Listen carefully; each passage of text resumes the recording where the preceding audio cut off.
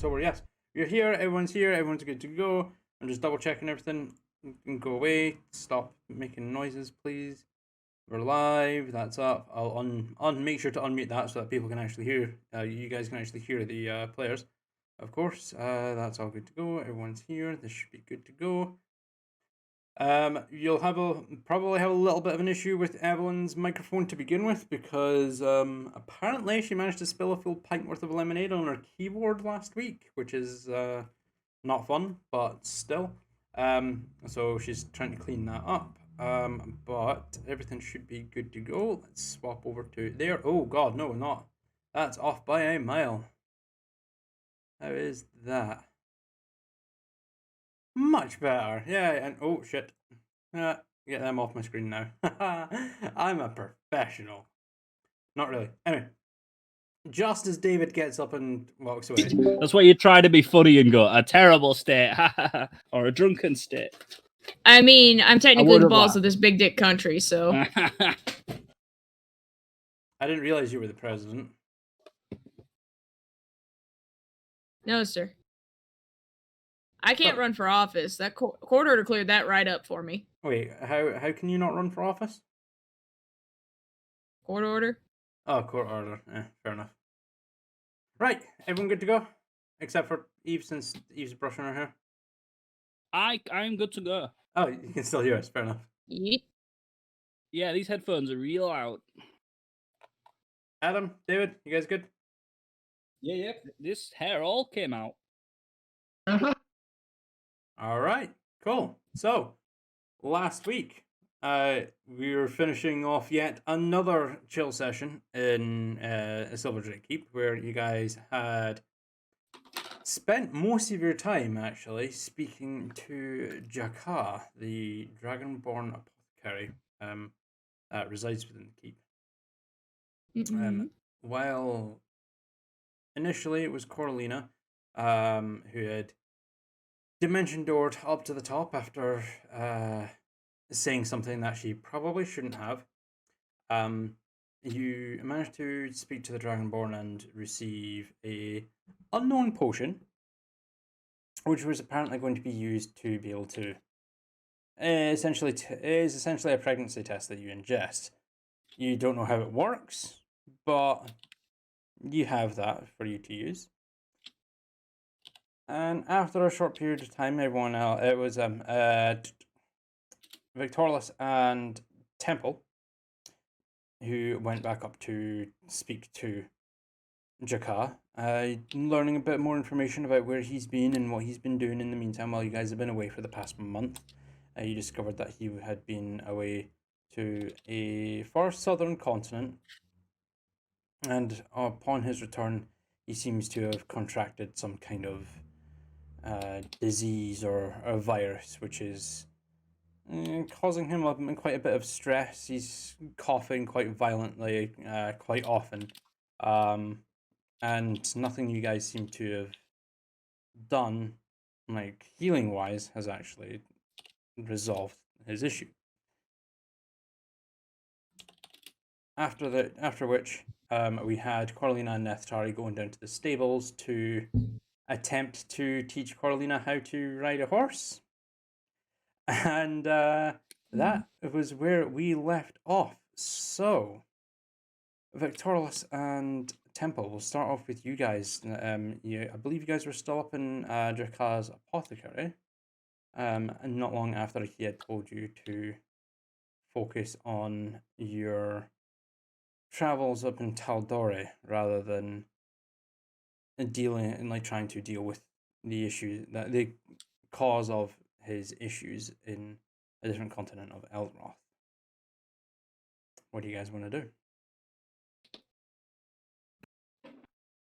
I'm just trying to think. So we'd had the discussion about the gems and that we would come back. Mm-hmm. Temple, didn't you have to do a rest prep, or was that before? We had done that, and and excuse me, I cast a spell which allowed me to detect poisons, and using that, I was able to determine that Jakar's illness is not something natural, not something that can be cured in conventional means, not with any magic we have access to anyway.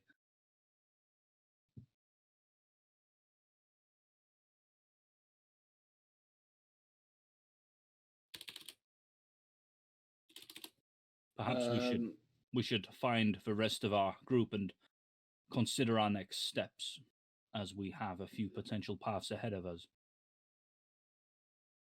Yeah, I've got some time to kill. Gonna see how they're getting on. They seem pretty happy before. All right, so you guys going to make your way down to the stables to catch up with Corlina and Neftari? Yeah. All right. Now, let me quickly go back into the dice tray. Let's see, here we go. All right, cool. So it takes you guys about 15, 20 minutes to make your way down from Jakkar's apothecary all the way down out into the grounds outside of the keep, beyond the stables, to find Neftari and Corlina. With your previous animal handling checks, Corlina, Neftari, you're trying to get Corlina to calm down, to just relax and try and trust the mare that she's on top of at the moment. But Corlina, this mare just does not want you on her back at all. Every time you're trying to get her to move to the right and start cantering forward, don't go into a trot, just whoa, no, everything you're doing, she just does not listen to you at all. And I don't think you'll be enjoying this at all. This bitch has probably thrown me off twice. Or at least attempted to. Roll me a dex save. Yeah.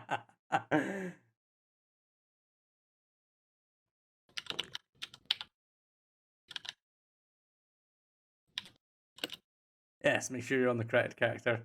Yeah, no, she has attempted several times to buck and kick you off, but no, she's you have managed to keep a hold of the reins and not get launched off of this probably 10-hand high mare. Can I Not- cast Speak with Animals? Yes, you absolutely may. Go ahead and remove the spell slot from your character sheet. You gain the ability to comprehend and verbally communicate with beasts for the duration. The knowledge and awareness of many beasts is limited by their intelligence, but at minimum, beasts can give you information about nearby locations and monsters, including whatever they can perceive or perceived within the past day. You might also be able to persuade a beast to perform a small favor for you at the GM's discretion. Last 10 minutes. So you can speak with this mare. Okay, then I go round to its head, face to face. Okay, Mhm. Dom. What's the problem? She kind of looks at you and tilts her head slightly, kind of confused. Before her eyes kind of shift back slightly towards where Corlina is on her back. Heavy load on my back. Don't like What? it.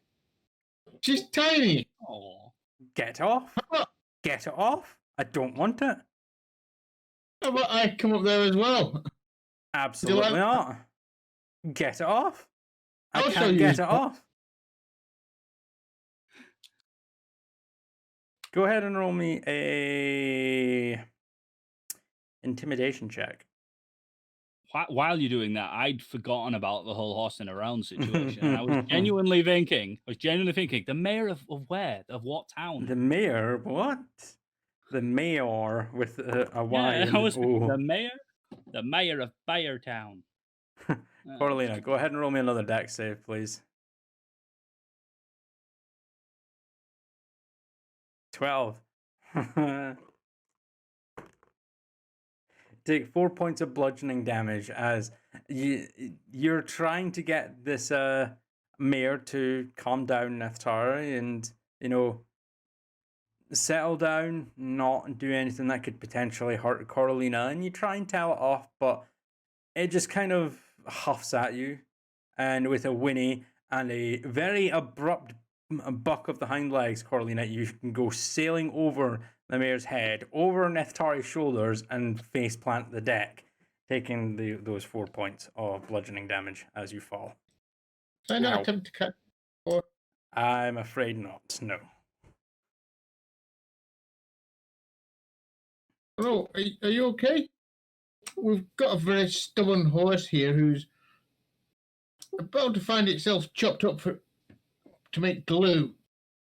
Lasagna. I can't do that. I can't make that noise. Yeah, that, basically. And the mayor, she just kind of turns her head to you, Nestari. You feel the clip-clop of her hooves as she turns around and whaps you on the side of the head with her tail and just slowly saunters off. I guess she doesn't even like you. That's odd. Doesn't seem to like anyone. Never sure of better than me. I'd like to try and get on her back and put my hand out to lift Coralina up behind me. Okay, yeah. I'll say go ahead and roll me a strength check for this. Just a flat strength check for this.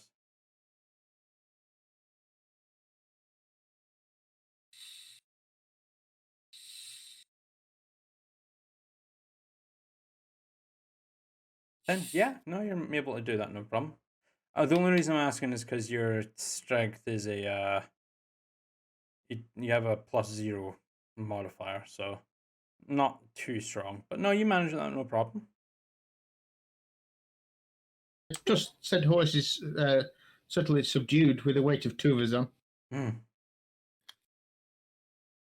Okay. What do you want me to do?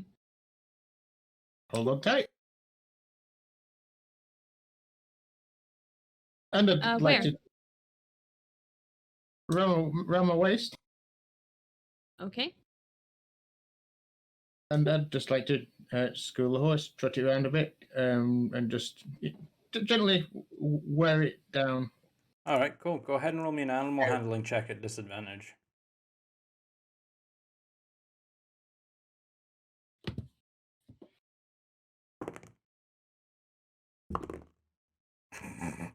Both of you roll me dex saves. Oh no.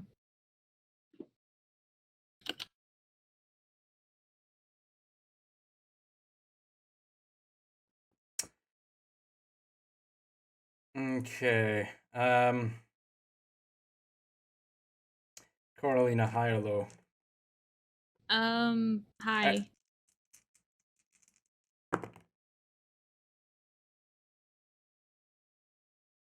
Oh no, that's not the right dice. That was a D12 I rolled instead. Oh no. Okay. Coralina, go ahead and roll me another dex save, please. Okay. So on the natural 20, so on the natural 20, Coralina, as the as Neftari kind of digs his heels into this mirror, hoping that the weight of the two of you will kind of keep it down and not do anything stupid, the mare actually rears up onto her hind legs, and Neftari, not expecting it, you completely lose your balance and start falling backwards. Coralina, you're able to, on the natural 20, you are able to kind of let go of Neftari and swing your arms around to the back to grab onto the most rear portion of the saddle, since it's solid, and secure on the mare. We But as you hope. kind of but as you kind of look up, all you see is the large frame of Neftari. His back kind of hits you in the face, and you both tumble off backwards. I'm going to ask you again, Corlina, high or low? Low. Jammy bastard, that was a 49. As Oof. as you tumble, you do kind of with your innate ability to kind of manipulate the air around you, being an air genasi, you are able to kind of manipulate the air pressure or twist you around mid fall. So you have a soft landing. Neftari, you take 6 points of bludgeoning damage as you collapse and heap on the floor with the genasi now like on top of you as you eat dirt. Is he face up or face down? He's face down because you had to like Okay. his back was to you and you managed to turn him around. So yeah, he's face down. Okay. Well, I guess there's more than one way to do this. As she sat on my back and I'm face down, I will turn into a horse. All right, you wild shape into a horse.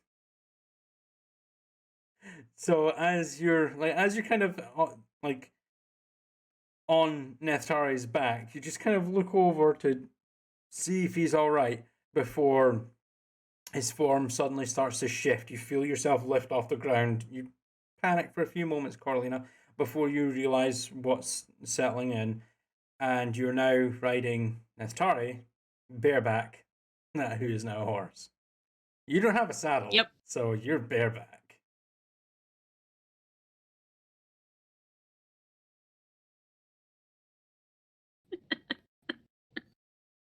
What?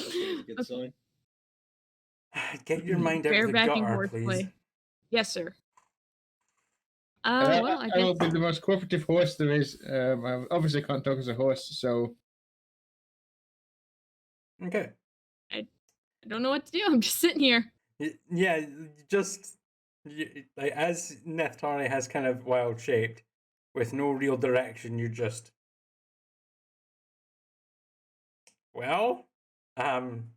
much. I don't know. I will say it's about this time, Victorless and Temple, that you guys have made your way out like into the grounds, past the past the stables. You can see what looks to be a mare of some kind with a saddle adorned on its back, slowly walking back over to the stables. Kind of look past it, and you can see Corlina on a stallion riding bareback. But Neftari is nowhere to be seen.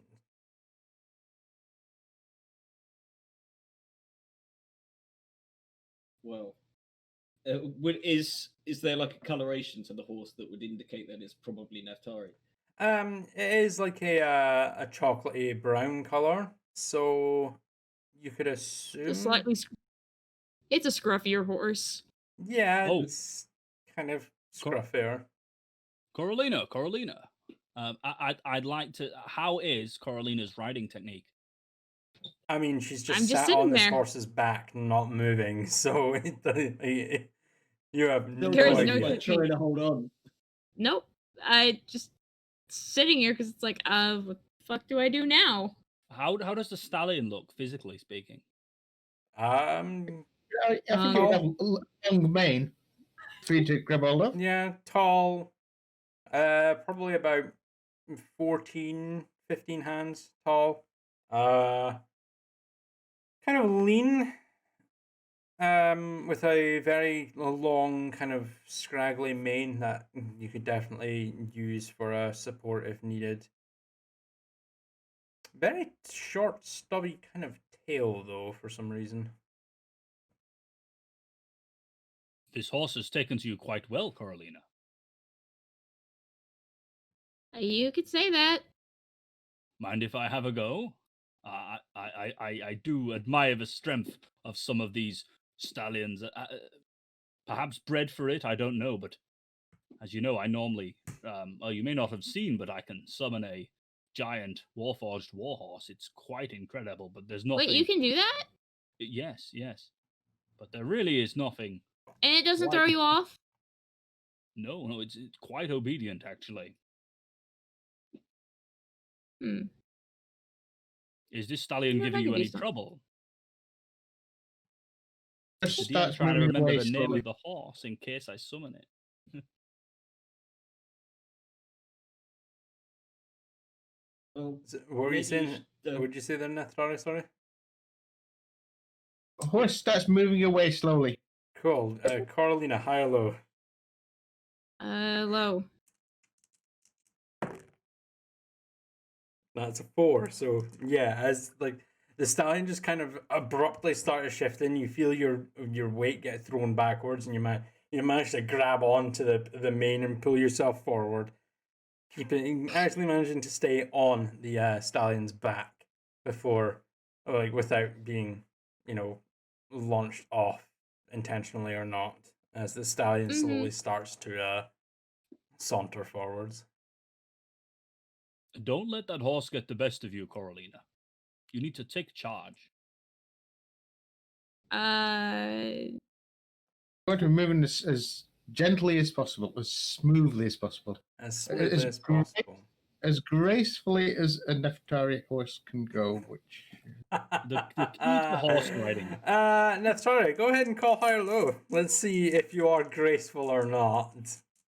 Alright. You shouldn't have said a fucking thing. That's a 46. No, Carolina, you feel every little bump, every step that the stallion takes. You just, like, your tailbone is almost like impacting off of this hard back of this horse, and it is uncomfortable, and your ass hurts. Okay, I'm done. I'm done. Misty step off the horse. Misty step off Okay, the horse. Oh, now Okay. don't let the horse get the best of you. You need to have a strong bond with the horse that you've chosen and has chosen you, but you also need to have control. Here, let me show you. I'm Are going you- to take one of my arrows out of my quiver, and I'm going to detach the sharp end off it. The head, yeah. Yeah, take the head off the arrow. Ah, And is then that a riding prop? I'm going to hand Temple the arrow with the feathered end on it. Okay. Oh, excellent. This Might should help help you. me control this wild beast. It's like a carrot on a stick. Like, yeah, let's go this way. Come on. Oh, All right. So, I- are you going to mount the horse, Temple? now, Coralina, normally jockeys are quite small because you don't want too much weight on the stallion, but a big chap like this can take it. I'm going to slap the horse on the bum, and then I'm going to jump on.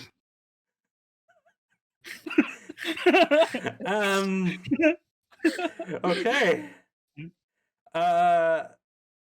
First off, how hard are you going to slap this horse on the arse? Like, is it slap? is it just a light tap kind of thing, or is it a proper? an excited slap. An I'm excited not slap, trying to okay. kill the bloody thing. Yeah, but you if you don't were do to damage, excitedly slap the but table, you'd like Neftari, you feel like if you were just in your B-side form and someone slapped you on the back like this, it would leave a proper red hand-shaped mark on your back or on your arse, whichever you prefer. And then Temple, as you kind of, what are you doing? Are you just jumping onto this horse, or? yes, of course, I'm not worried about a saddle making me uncomfortable because I'm all metal, baby. All right, go ahead and roll me a dex check. Okay, absolutely. How do I do that? Just kidding. I know how to do that. I'm in the wrong chat. That's it. C Dex. 10. Yeah, you managed to get enough height where you can hop onto the back of this horse. Now, let's see here. Temple's weight is 450 pounds. The lifting capacity of Neftari is 330 pounds. Even as a 500 horse. actually. Just not correct you up. actually, no. According to this character description, with your weight saying 450 pounds. I can see that. I feel like we agreed it was 500, but that was so long ago. Fine, 500 it is. Or 50. 450 pounds. But regardless, you're 120 pounds over the carrying capacity of this horse. Neftari, Neftari can say. go ahead and roll me a strength save at disadvantage. Disadvantage. At disadvantage, that is well over 100 pounds of weight that he cannot carry. Oh, look at that. Ouch. That's a Look at 10. that. Ooh. Look at that. You nearly got 20, man. Ha! As you kind of hop onto this horse's back, you struggle there for a moment, Neftari, and you feel like you've got this, and then your knees just give out. You buck and you buckle down and collapse in a heap with Temple on top of you. There's a cat there. You're going to take Yes. Neftari. Ouch. 10 points What? of bludgeoning damage as you take this heavy weight on your back. Let me quickly take a look here back here for a riding horse. Yeah, I'm just looking up. Now, Coralina, you made it shot. You have 13 HP as a riding horse, so you don't actually revert back. You don't take any damage to your own health pool. So you're still a horse, but you have taken the full 10 damage there. That was max damage. Do not be alarmed, Coralina. While it may look like this horse has faltered under my weight, and certainly I'm sure it was surprised, these are strong, hardy creatures, and no doubt it'll be back on its feet and ready to go in no time. Isn't that right, boy? Excited slap. And you're still on the horse's back. Yep. Neftari, are you going to attempt to stand up? Come on, come on, come on. I don't. If you couldn't stand with that weight on it, then there's no point, is there? You're basically looking at you're flogging a dead horse, basically. You know, I suppose we could maybe try a different horse if this one couldn't stand up. I'll use fine steed. Everyone wait here 6 hours while I perform a long rest and prepare the fine steed spell. I'm gonna stand up and just stay still. Just stand up and just completely shut down. Like the old CRT TVs when they had static on them and you press the power button, how it just like shut down. You had that little white line across the screen before it disappears. Just imagine that in Temple's eyes, just gone as Temple shuts down. Are you actually going to long rest right where you are to get your fine steed for 6 hours? Do you actually want to do that? No, if the party stays around me and I don't have to do anything, that will I don't inherently think happen. they're going to stick around for 6 hours. Temple's stationary state, it's not a thing you switch on. I just need gotta I stay remind still. you, this is like later in the evening, so because And I've you've literally already had your just done long, that as yeah, well. you've already had a long rest. So Oh, I know. Let's just have 2 in a row. Why not? No, we're good. I'm just gonna stay still till someone prompts me to move. Does anyone else want to try the horse? I think the horse needs a break. Oh, don't be stupid. I'll heal the horse. And then Adam can show us his horse bow technique. I've often wondered Hey, who's whether it would be Adam? possible to... Who is Adam? Victoralis. I'm gonna There you lay go. on hands. However much you this at least- horse might need. Does this horse look like it needs a lot of HP to heal? it looks quite badly hurt since you just caused it to collapse. I'd like to lay on hands an amount of HP. Yeah, you can lay Should on hold. hands the 10 HP to heal it to max if you'd like. Thank you. I will do that. And now Victoralis can show us how a ranger does it. Are you going to go and mount this horse and show off your horse riding skills and shoot arrows from your bow while doing so, Victoralis? I'm gonna turn to Temple. my arrow back? Oh, yes, certainly. Here you are. If you like, you can use me as target practice. Here, I'll start running. No, that's fine, thank you. I'm gonna. Is Neftari horse still like splattered on the ground? Yes, but unless Neftari you want to actually stand up, horse. No, I think I'm just going to sit here. Yeah, you're just still splattered on the ground, like, ugh. Just have a nap, you know? Yeah, I'm gonna go over to him and suspecting this is probably Neftari. I'm just gonna lean down and be like, "Hey there, buddy. How are you doing? Do you want to get up?" So I'm gonna be treating him very much like a horse, but bearing in mind it's probably Neftari horse. I'm gonna try and persuade him to get to his feet. Do you, Neftari? Yeah, sure. Okay. Yeah, the horse slowly gets to its feet. Wow, I had no idea you could speak horse as well as Draconic. That's impressive. Not so much a language, Temple, but I think Interesting. I think this horse has had enough riding experience for the day, and I'm When gonna start fiddling with the arrowhead and the arrow and see if I can get them reattached. Yeah. When I'm done with your Draconic language book, you simply must lend me your horse book. Then I can learn the language of the animals. Isn't that right, horsey? I'd be smiling if I was biologically capable of it. Of course, he takes a dump. Just massive pile of shit from this horse. But yeah, Victorious, as this horse just takes a dump right next to you, which you probably is probably Neftari, which isn't actually Does it smell a bit surprising. That's bacony? just happened. You know what? Yeah, it does kind of smell of bacon. I'm not gonna lie. It does smell slightly of bacon. And as you're kind of fletching this arrow, like reattaching the arrowhead back to the shaft of your arrow, you manage to do so. What would you guys like to do now? This horse is just taking a massive dump right in front of you.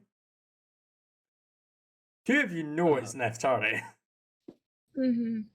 That's quite enough for me. Anyway, I'm gonna take out my book and just kind of feign looking at it as I sort of start making some distance between the. Yes, the horse interesting. Slowly walk Caleb. away. Oh, I'll turn back into Neftari now.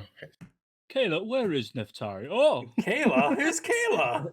You're Quit not breaking the immersion, Eve. You're not having a good day today, are you? I've been awake for so long, so I'm like mentally, cognitively drunk today. Fair enough. I just point to where the horse was. And where the horse Sort of, was, there's now a Neftari.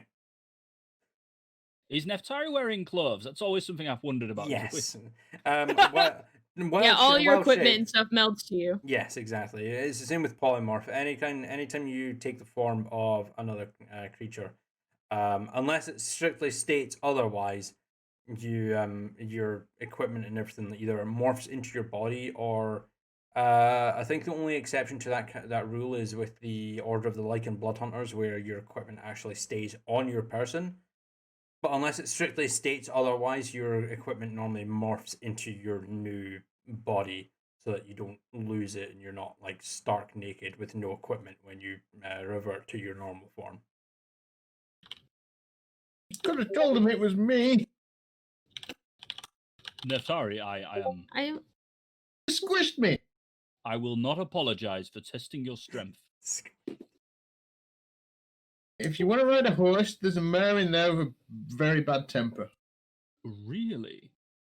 Well, I this whole embarrassment was an embarrassment, so I'm going to have to obviously rethink my animal handling skills. Why don't you practice riding that mare over there with the one with the saddle? Oh, yes, but this time, unlike the last several times in which I interacted with an animal and it ended horribly, I've got a trick up my sleeve. Coralina, would you mind casting that wonderful spell that lets me speak to animals?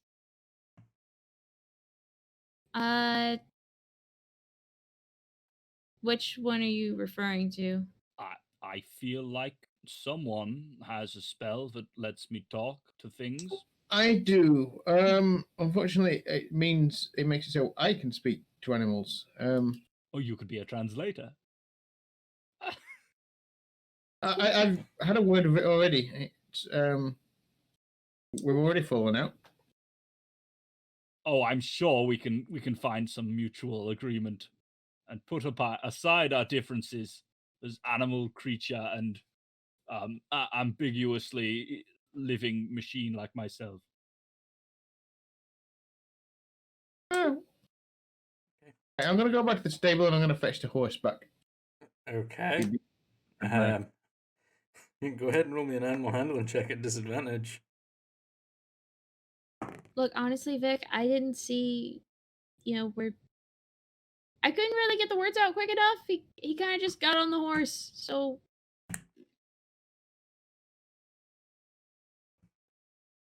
The It's at disadvantage, Nephthar.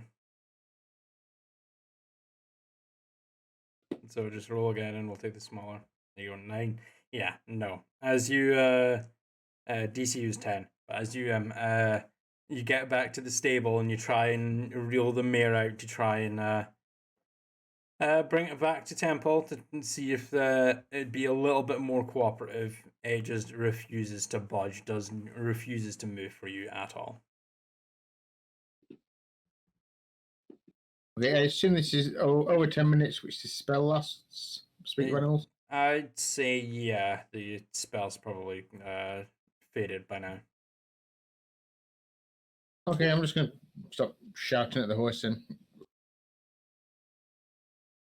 Shouting things like, I'm going to get your head turned into glue and stupid goblin, Neftari's going to have a bit of a meltdown with this horse. And like everyone, the rest of you can just hear Neftari shouting in like just around the corner by the stables at what you could assume to be the horse. Saying some very, very nasty things to it. Go ahead and roll me a intimidation check again, please, Neftari. I thought he was good with animals. He is as good as I am.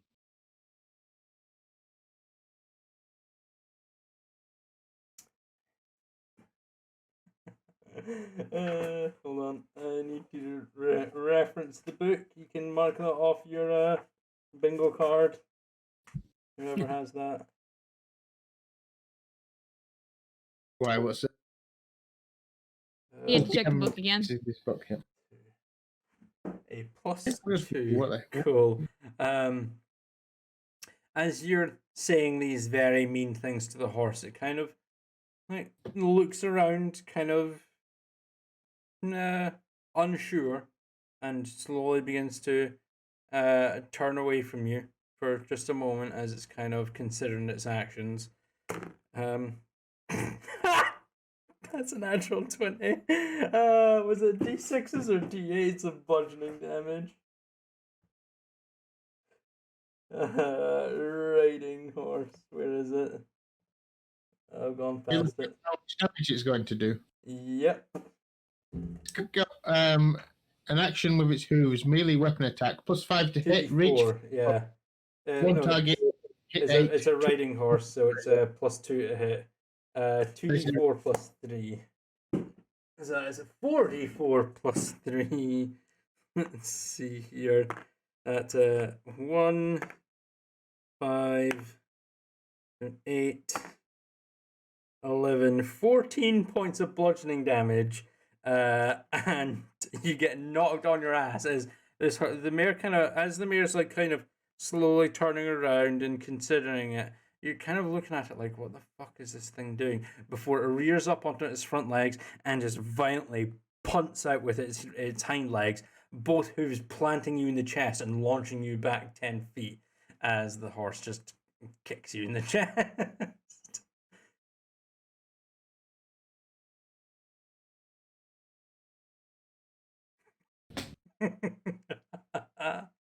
Unlucky. Okay, he's just gonna come wandering out of the stables back to everyone else.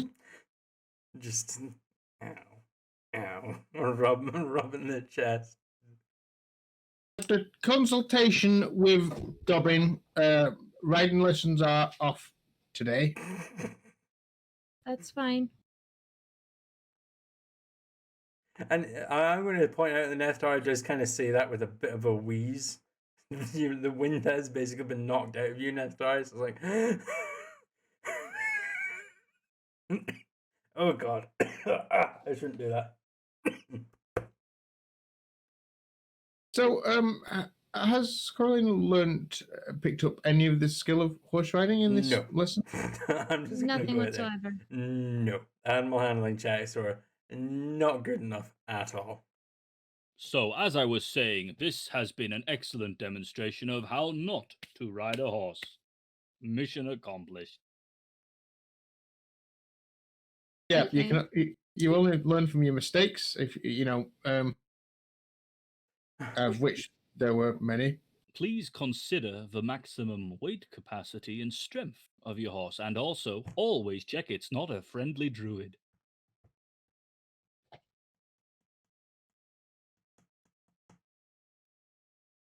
All right. Right. What do you guys want to do now? Bearing in mind, with the time that's passed, it is pushing like closer to it's probably going on like 7, 8 o'clock at night. Given that you had to wait the 6 hours for the detect poison, you guys went there first thing in the morning essentially, so it was about 10 o'clock, 6, 4, an hour. So actually no, it'd be more around 5 or 6 p.m. at the moment.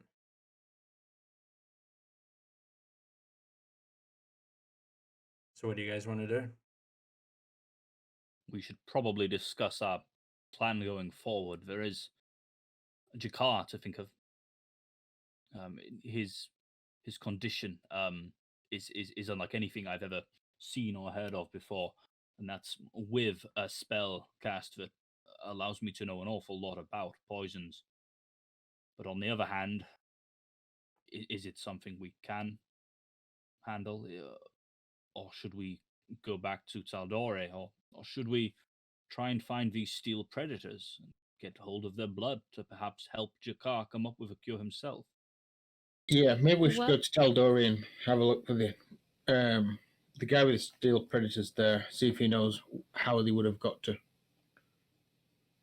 What was it called again? Elderoth. That's EL space ROTH. We should also, maybe there's a better way of bringing him to us. I mean, did he not tell us his name? And did we not validate that that is in fact his name? Would we want to summon him in the middle of Silver Drake Keep, though? Oh, I'm certainly not suggesting we summon them here. Obviously, we should summon them in a much safer location, somewhere isolated, or perhaps a different realm. I don't know what spells we all necessarily have at our disposal. Where you'd go when banished, but in a way that we can stay there. That's a demi-plane, and I don't have access to creating a demi-plane. In the future, maybe, but not currently. Well, we could just go back to Tal'Dorei and see if he's still in his little workshop by the farm. Where was that farm again? True. Just outside of Western, I believe. Am I right? Mm-hmm. That is correct. Yeah. Is there a convenient way for us to get to Westron? The only circle I have in Tal'Dorei is Whitestone. That could be quite a journey. DM, did I get any idea, based on my time with Jakar, like, does he look far off death? Does he look like he has long to live, or does it look like he could hold out a couple weeks, or are we talking like a couple days? Go ahead and Well, roll you me still have to look a medicine check, Temple.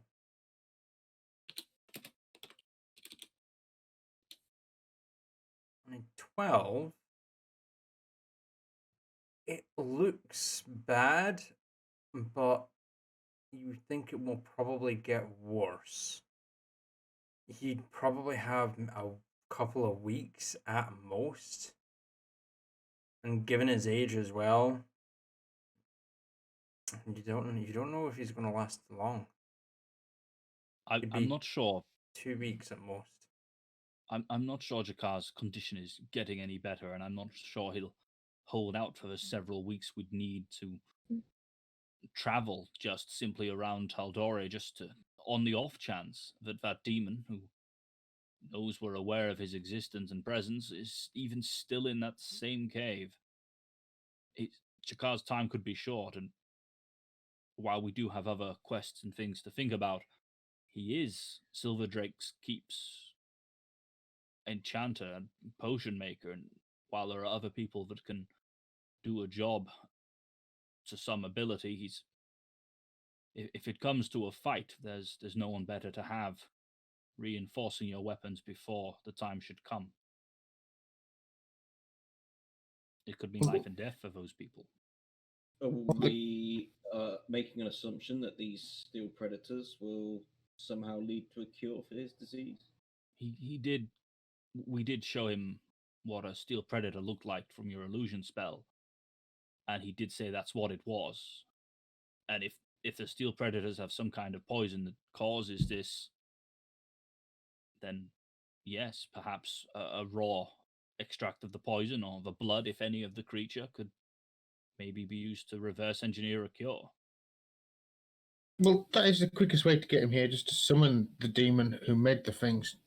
Okay, but not here. Why not here? Stable. This is a stable. The horses would be terrified.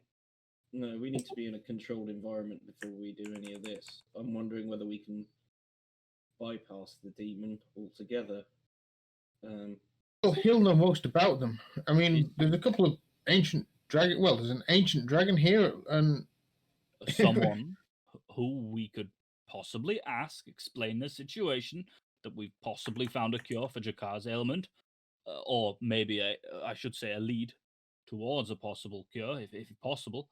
Maybe one of the dragons has the means to summon either a demiplane or knows of a spell or way that we could summon this demon using its name. There's a few things to think about here. We certainly shouldn't be signing any contracts, though, and we causing already trouble. have a contract. Neftari signed a contract to take on some of those steel predators. Did we ever read the small print? I never did quite. And I mean, was it literally a service for gold contract, or was there more to it? That's how it was sold, but from what we know, there's probably more to it. But surely a contract has that information. I've checked it, and it hasn't changed since the moment it was signed. But then we've never tried to use it for anything. What I'm thinking is whether Neftari can summon one of those steel predators, and we dispatch it quickly, and we have ingredients for a cure, if that is the answer.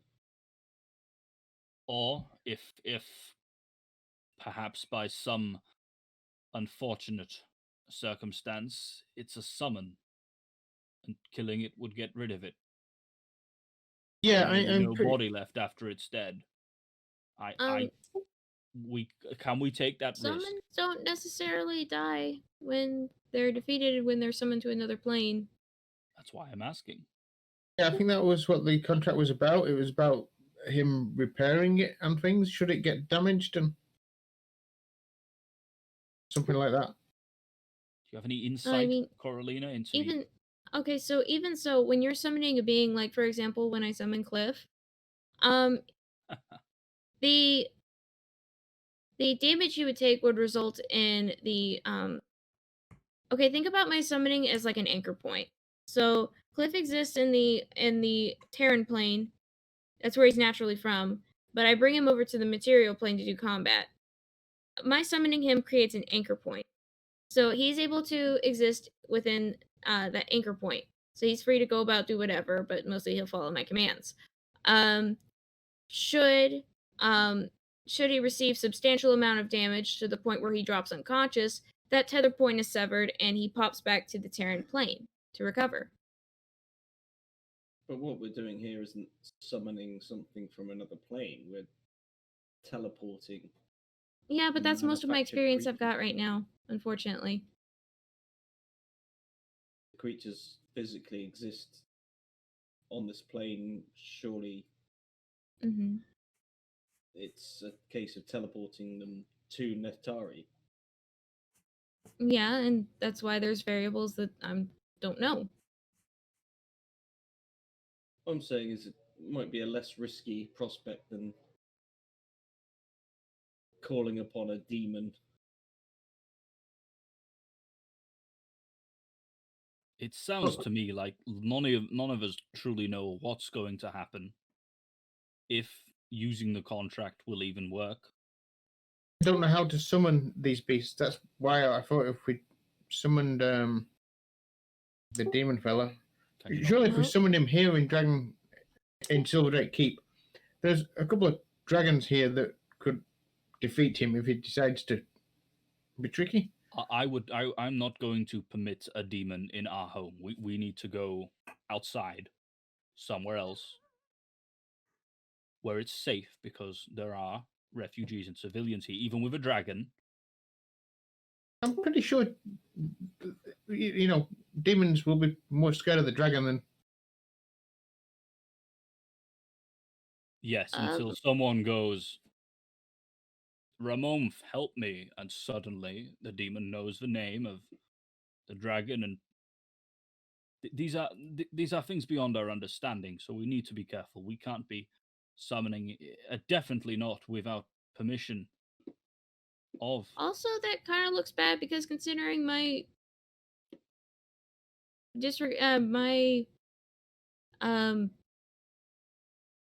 my kind of guesthood here is tenuous at best. It'd probably look really bad if I just show up and then randomly there's a demon here. I'm just saying. I Probably quite say bad. we yield to the wiser power, and we speak with Ramonf about our predicament and ask what he'd have us do. Yes, let's go right away. His insight may be invaluable, and I'm sure he's thought about how best to help Jakar, but he may not have known about steel predators. He may not know what we know, and that kind of insight could be as valuable to him as his to us. So my suggestion is we go and meet with Ramon right away. Agreed. He's got more knowledge and experience than any of us. Yep. All right, so you guys are going to head up back into the keep and go and speak to them and to Ramon, yeah? Sure. Yep. I guess so. All right, cool. Hold on 1 second. I'm just still cradling the small of my back. My back hurts. Ow. Someone's getting The answer to that question is yes. Cool. I'll cast healing word on you. I forgot to mute. I'm very sorry. That is absolutely fine. No healing word. I'll cast first level cure wounds on you. First level cure wounds. Cool. I believe that's a D8 plus 2. Yeah, D8 plus 2 for you. You want him to roll or you want me? No, he cast it. He rolls it. Okay. Oh, You get 6 me, HP back. Goodness Yay, me, my Neftari, back hurts less. You really should tell me when you're doing things like that. I have a pool of healing magic that doesn't require spell slots.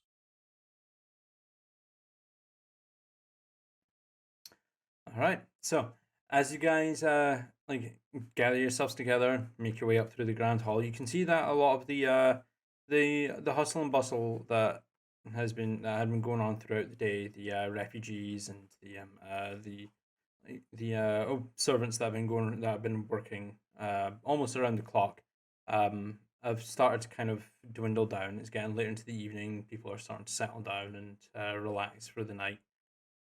And you make your way through the grand hall and up the spiral staircase that leads to the remote chambers. And with a knock on the door and a subtle click, the door swings open to you.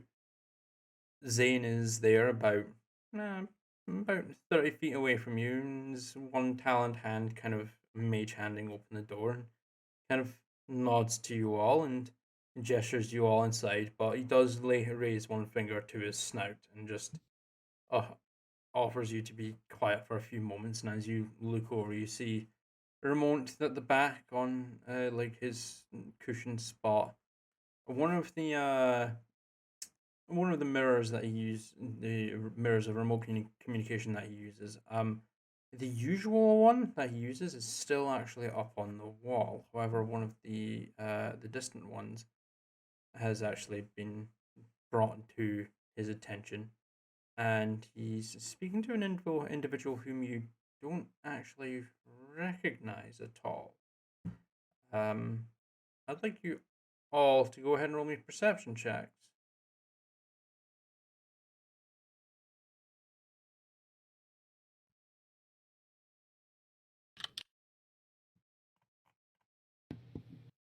Right. We have a natural 1 from Neftari, 23 from Victorlus, 22 from Temple, and a 6 from Corlina. So Victorlus and Temple, you guys see this. You managed to catch a glimpse of this individual as Ramon catches sight of you, and kind of with a deft flick of the wrist, the mirror kind of twists away from you, so this individual is out of your line of sight. But you do get a quick glance of them. It is a female elven individual with long, flowing, platinum blonde hair, and what looks to be almost like brilliant sapphire blue eyes. They seem to be communing. And it does seem a little strange, considering the only use of this mirror of these mirrors, of remote communication that Ramont has been using has been to communicate with other dragons. And Zane kind of lies down and looks from you and glances over to his father. Do not worry, he will be done with his communique shortly. What brings you up here?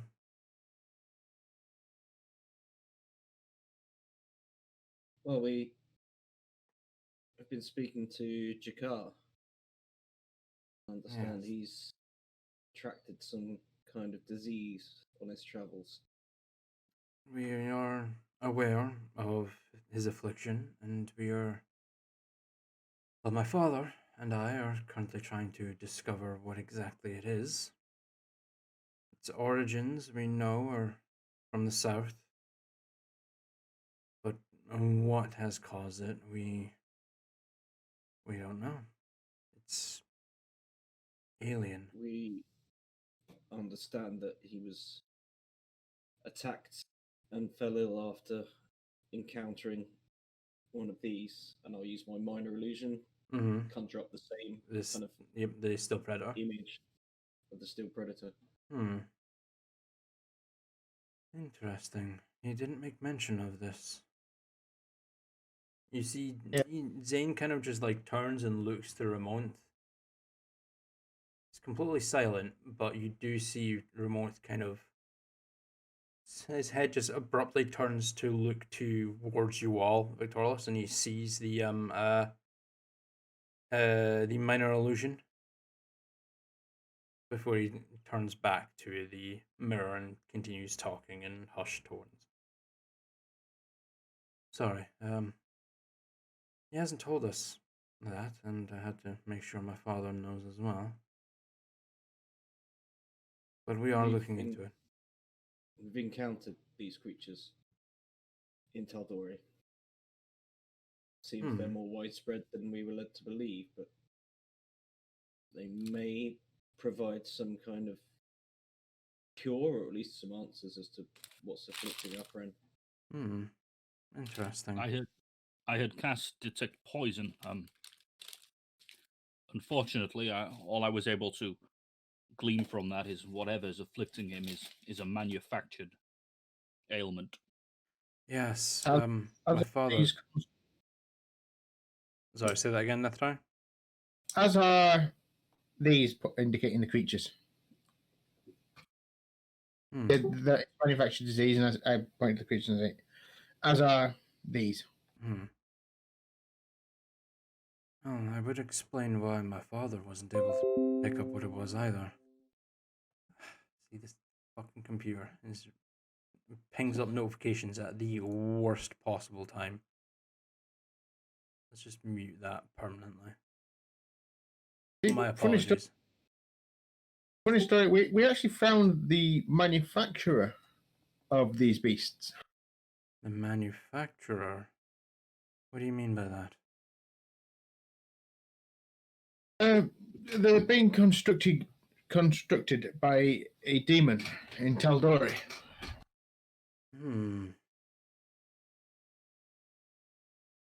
That is interesting.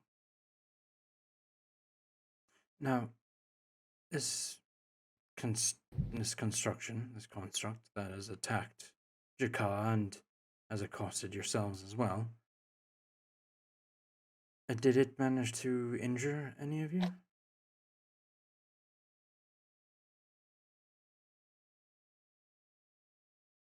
Don't think so. We've fought a couple of the constructs, and we won.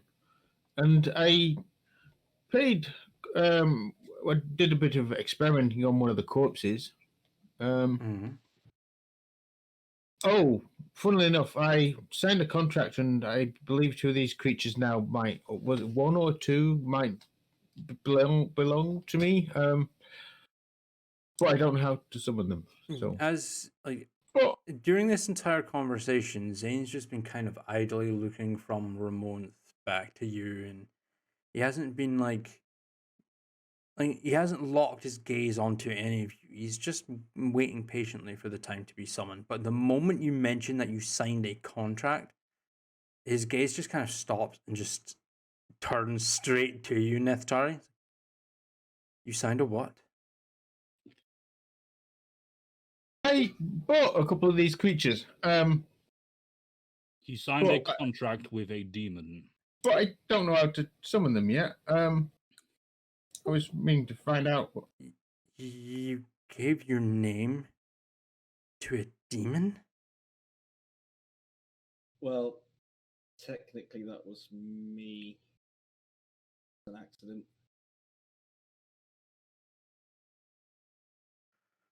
Oh God. He kind of looks over to Ramon, who still seems to be in hushed whispers with the elven individual that was on the mirror. Doesn't seem to be paying any attention to any of you. Do not let my father know that. If he finds out that you've willingly signed a contract with a demon, he will probably kill you. I have to ask, and you do see his kind of like his taloned forearm just kind of brushes, and he face palms, dragging his hand across his snout, and just looks to you, Nef'tari. With everything that's going on here, with the demons, devils, and undead that are accosting us and trying to kill us at every waking moment, what enticed you to make a deal with one? Well, it seemed an alright sort of a guy. It's a demon! How? These creatures are pretty darn powerful. I wanted a couple as help us out in a fight now and again. Nef'tari, I have withheld myself from debating this with you, but how can you say he's an all right guy? He had Coralina's name and had her the wizard under duress. The wizard has her. The demon has the wizard's name too. Oh. That part. You have a signed contract. It points to you, Nef'tari. You gave him your name, points to you, Coralina. And you said you gave him your name as well, Victorious. Oh, no, not my name. Nef'tari's name. You gave... Okay. So 2 out of 4. You need to hunt this demon down and kill it. Does that mean I don't get my pet monsters. I don't care about your pet monsters, Neftari. You don't understand. If a demon knows your name, it can control you. Whether he said we he's have going his. to or not. Do you really think he gave you his real name? I believe You can so. summon him if you want. You're not summoning a demon here in these grounds. I will kill you if you attempt to. You will not But- bring any kind of demonic threat to these grounds and risk myself, my father, Ados, or any of these people. You could help us kill it. There won't be any need to help kill it. I will stop you from doing so, and I will end your life. Do not test me. Okay. Might have to go and see the orc about demon slaying swords and things. How do you kill a Orc? demon anyway? Oh, they were. Oh, sorry, the dwarf. We're not having a good session tonight, are we, guys? No. Was he a dwarf? What was it? He is a dwarf, say He's dog. a dwarf. Yeah, say dog. Do you think how do you kill a demon anyway? Just out of curiosity, is it the same as you kill anything else? Stabby, set it on fire. Stab it, slash it, cave its skull in, banish it, do whatever you need to kill a Number demon. 2 was my favorite. It's such a shame. He's such a nice guy as well. That's what they do, Neftari. They seem nice, they get what they want from you, and then they stab you in the back.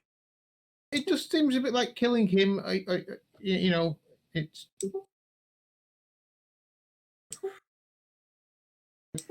Well, okay, we'll go kill him. I suppose, you know. If you don't kill him, and you use this contract as you for these beasts, these constructs, I guarantee you, when you least expect it, they will turn against you. You need to get rid of the contract. Don't summon the beasts. So doing this will help the car. Of course, I don't know if you will use them.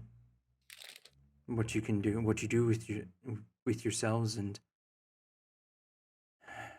as with this contract outside of these walls is none of my concern. If you go back to Tal'Dorei and summon these beasts or summon that demon and converse with it more, you can go ahead and do so. I cannot stop you. But I can stop you within these walls.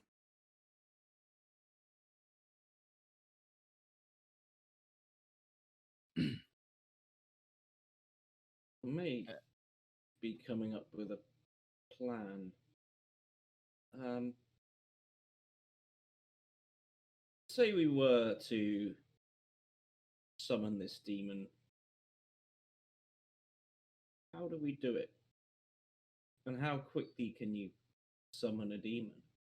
There is a ritual spell that you can pair to summon a demon. 10 minutes to set it up. And if you call it by its true name, then you can control it. Otherwise, it's free to do whatever it likes.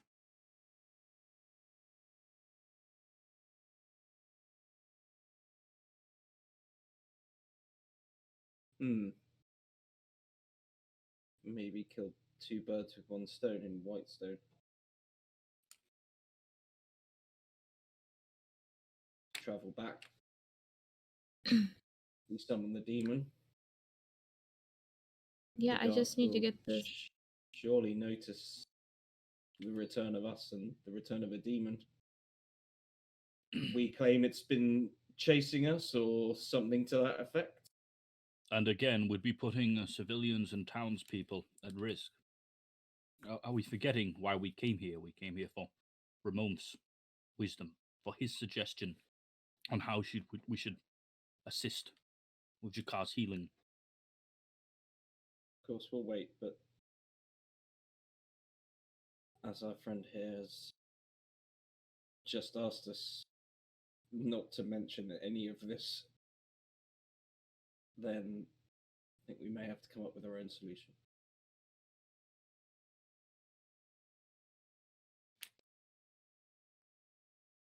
So, how far from the keep would we have to be before we summoned it and didn't make you angry, Ramon? Zane, sorry.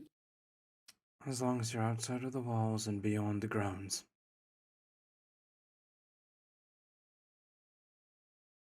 And the grounds extend what, like a mile or so? A couple of miles, yes. Far enough away that you wouldn't be putting any of these people here at risk. The demon seemed, like I said, a nice guy. He was small, softly spoken. Can they metamorphose souls into something huge and terrifying? There's no such thing as a nice demon. Didn't meet this guy. Neftari, surely together we have slain enough demons for you to know this. What it was doing was trying to manipulate you. That's all. I don't think we've slain any demons, have we?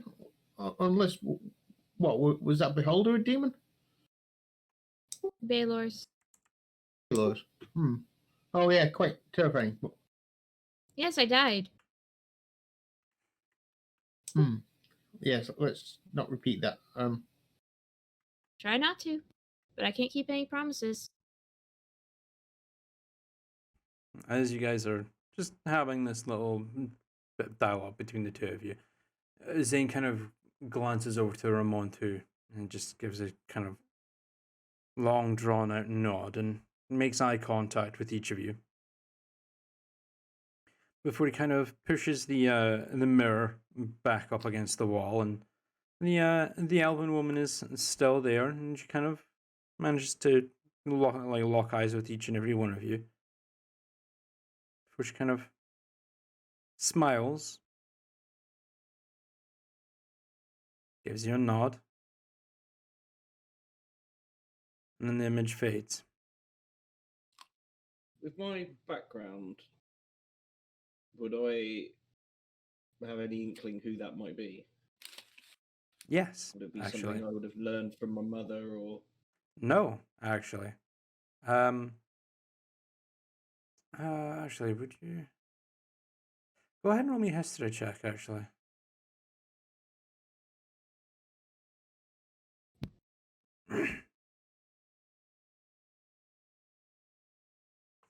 $17.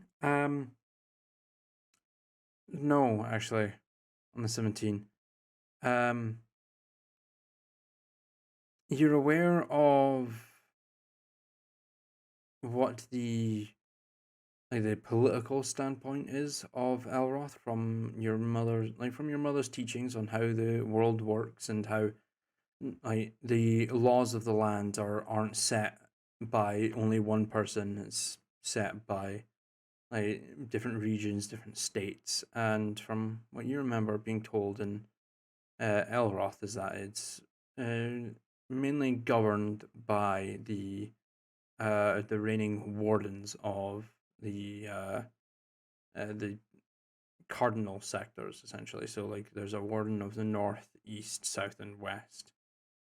You don't know much about them, but you could assume that if Ramon is speaking to someone from Elroth, from what Zane has said, then you could assume that to be one of the wardens.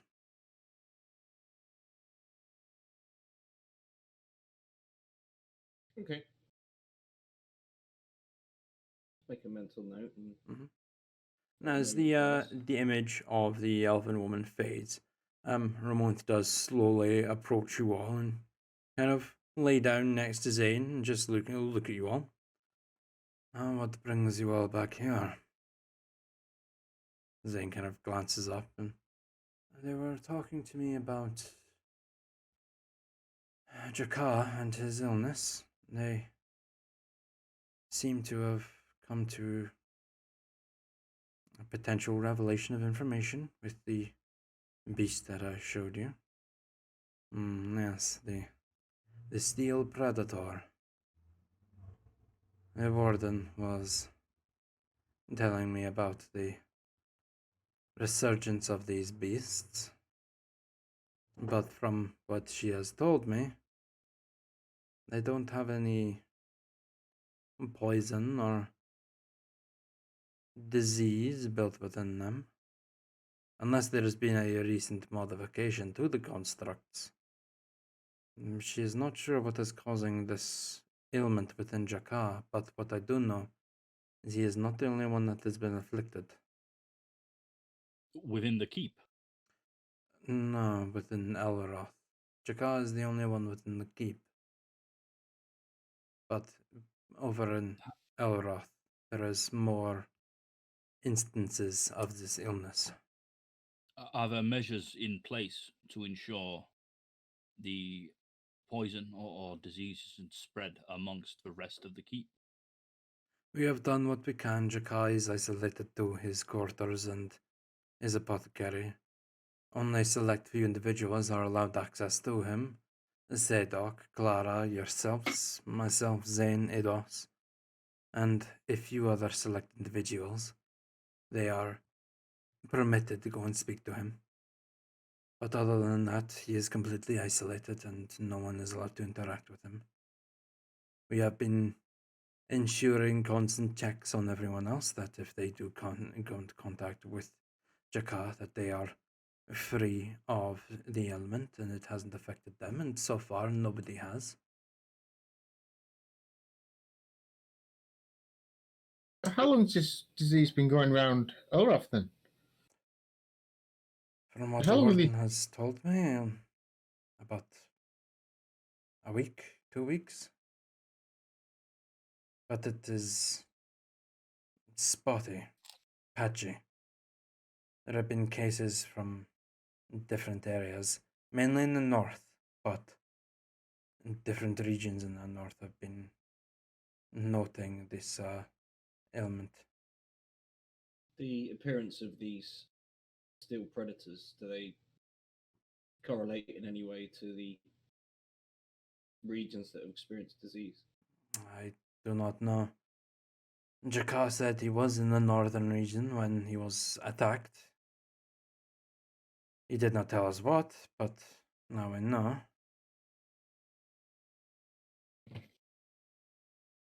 But I do not know of any other instances of attack from these beasts. We've killed some of these beasts in Tal'Dorei. We know who creates them. You know. And what is it then? Some mad scientist, some deranged artificer. Kind of both. He's a demon mad scientist. A demonic entity. I'm It is assuming a if you know that it is a demon, that it is dead.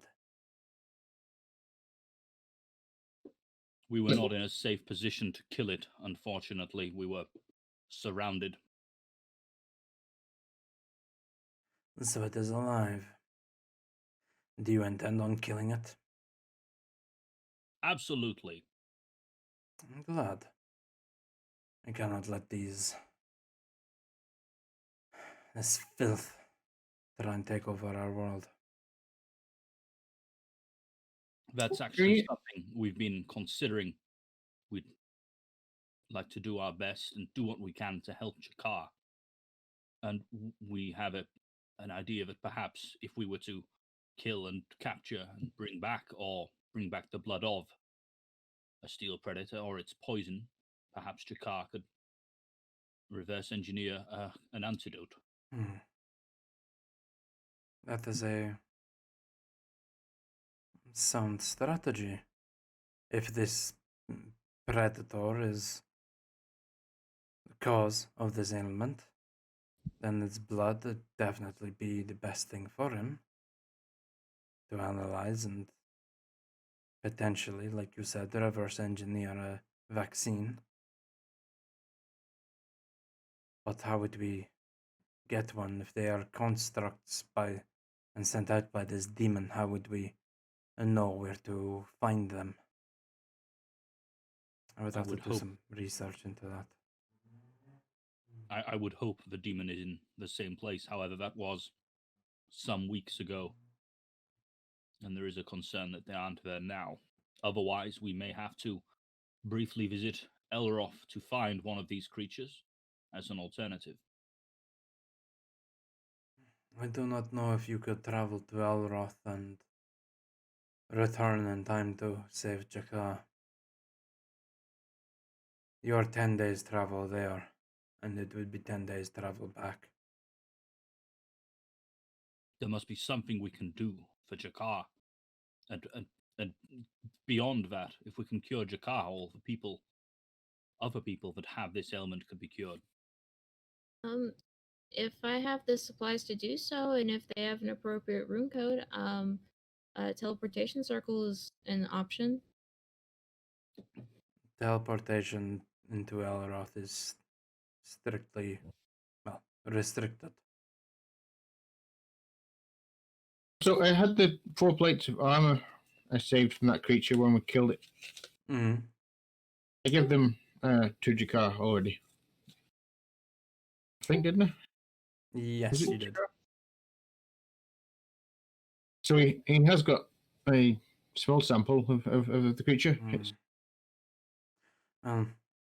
The blades and the flesh that will be on them might be useful, but blood is more potent.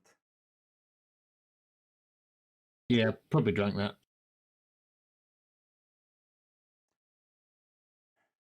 You know where this demon resides, where it is creating these predators? We do. And that would probably be your best bet. Hunt him down. Kill one of those beasts, take its blood, and return here. That would probably be best for Jakar. We have a small issue in that the only teleportation circle we know of is in Whitestone. And how is which we that an fled. issue? Well, our fleeing from Whitestone resulted in us taking refuge here. Seems a little risky to. No, they'll hardly recognise us. It was, in a dimly lit house. It was a brief scuffle for a moment. The description they probably have is just they're all forgotten about us by now. It's several. The description of a warforged, Oh, he was a rhino. a tall elf, and an air genasi. Allow me to clarify, Ramonth. We were investigating a murder among the civilian populace of Whitestone.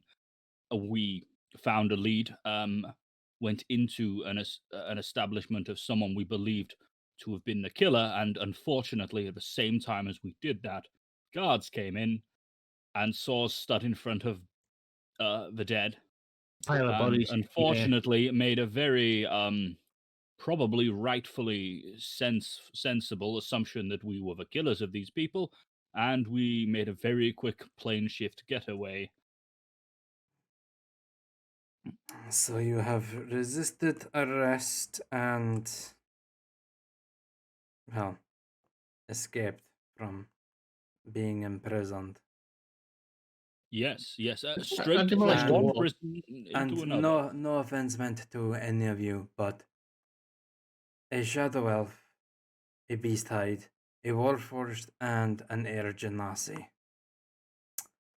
You don't exactly blend in. You think I should wear a different hat? I was a donkey at the time of the crime. I don't think another hat is going to do anything to help you, Temple. We do still have a bargaining chip. Whether it would work or not, I don't know. And what is that? I reach into my quiver and I'll take out the assortment of bullets I've got for the rifles and pistols. Mhm. They're working on technology. They need this to make it work. Hmm. So, barter your freedom in exchange for working technology that they're trying to develop. And could confiscate were we arrested. It Nobody? might work. If Okay.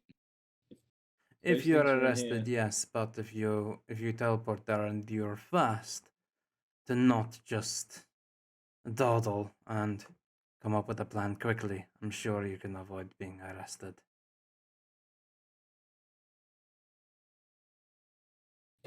Instead of a hat, we could turn Temple into a cow or a horse. The rest of us could wear some long cloaks, pretend to be monks. Do whatever it is that you need to do. Is there anything else that you require of me? I do have some other issues that I need to deal with. Well, in order for the teleportation circle to work, I really don't want to bother Jakka anymore because he really seems sick. I would need the material components able to do that, and that would be rune chalk.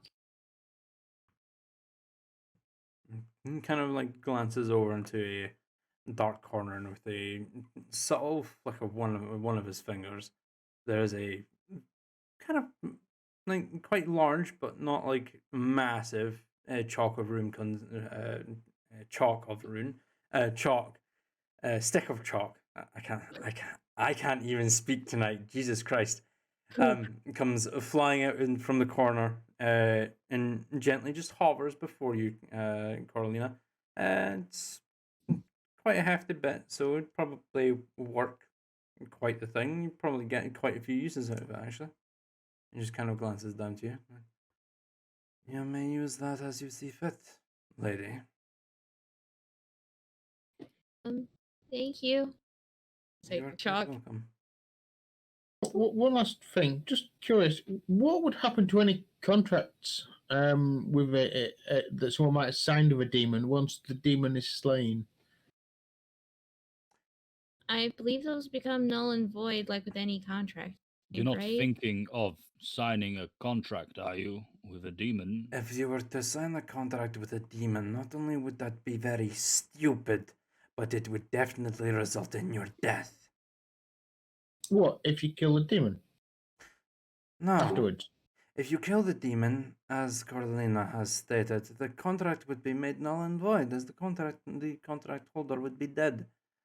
However, you wouldn't have the need to kill the demon, because if I find out that you make a deal with a demon, I will kill you myself. Neftari, We are want fighting these talking. beasts, tooth and claw. They are accosting our entire world. But of course, we're talking in hypotheticals, aren't we, Neftari? Indeed. I was just wondering, what would happen should we kill a demon? Well, you probably want to make sure that you kill the demon rather quickly so that it can't change the deal. Contracts can be amended, and you have already signed it. They can change it to whatever they like. They are tricky like that. So it would probably be best if, hypothetically speaking, you signed the contract with a demon. You dealt with that demon as quickly as possible. Then it's settled. We go to Whitestone, go as fast as we can to other place, and kill demon. Excellent. Good plan. Yep. Very good. Zane just kind of looks I'm so up to Ramon Correct. and then kind of looks to all of you like, oh, fuck, I haven't seen him this angry in a long time. Kind of look on his face before Ramon's just kind of do whatever you can. I'm sorry, but we are losing a lot of people and we do not have much time. The quicker you act, the better for all of us.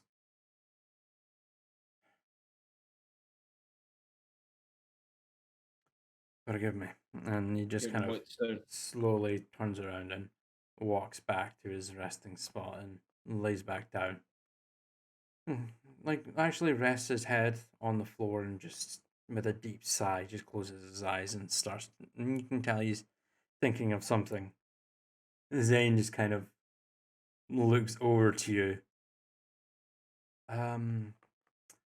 Well, I think. Well, I'm not sure if you got the hint, but. I'm already on my way out. We had some white stone first thing in the morning. I'm hungry. I need a drink. You're muted, Temple, if you just said something there, by the way. No, I'm not. You are now. Well, you're not now. Absolutely. Temple remembers to open the face hole. Great plan, everyone. Great plan. I'm just ushering Neftari out. Off we go. Right. Yeah, just so you guys are aware, hold on. Actually, let me go and quote this verbatim so that I'm not like bullshitting you guys. Oh, it's beyond that because S is later on in the alphabet. Ancient silver. Automatic bullshit detection spell. No.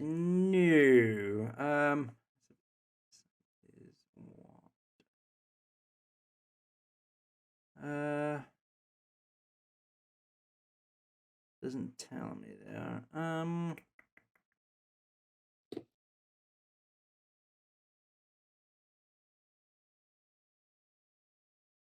But yeah, no. Passively, an ancient gold dragon has like a passive insight of like 20 something. I think it's 24. Yep. So anything that you guys say to him, he probably understands what you're actually getting at, hypothetically speaking, just out of game. So yeah. But as you guys are being are like either ushering or ushered out, what would you guys like to do now? I will say that interaction is probably taken up in the time that you've gotten there, waited for the conversation. The conversation happened. Probably say another hour or so is gone. So you're probably looking around 8 p.m.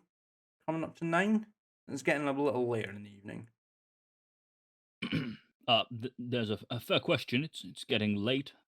Do we travel to Whitestone now, get out as soon as possible and camp? Do we rest here and then risk traveling to Whitestone during the daytime? Well, camping's not gonna really be an issue. So Whitestone, Escape City, while disguised I as think- Cow. Well, Vic, I think had something he wanted to do before we left, but Oh, certainly. other than that, I'm fine. I thought Clara was making you a I don't know. I know, what was but if we need to go immediately, I can always come back. I hear we need to come back with a sample of the blood, don't we?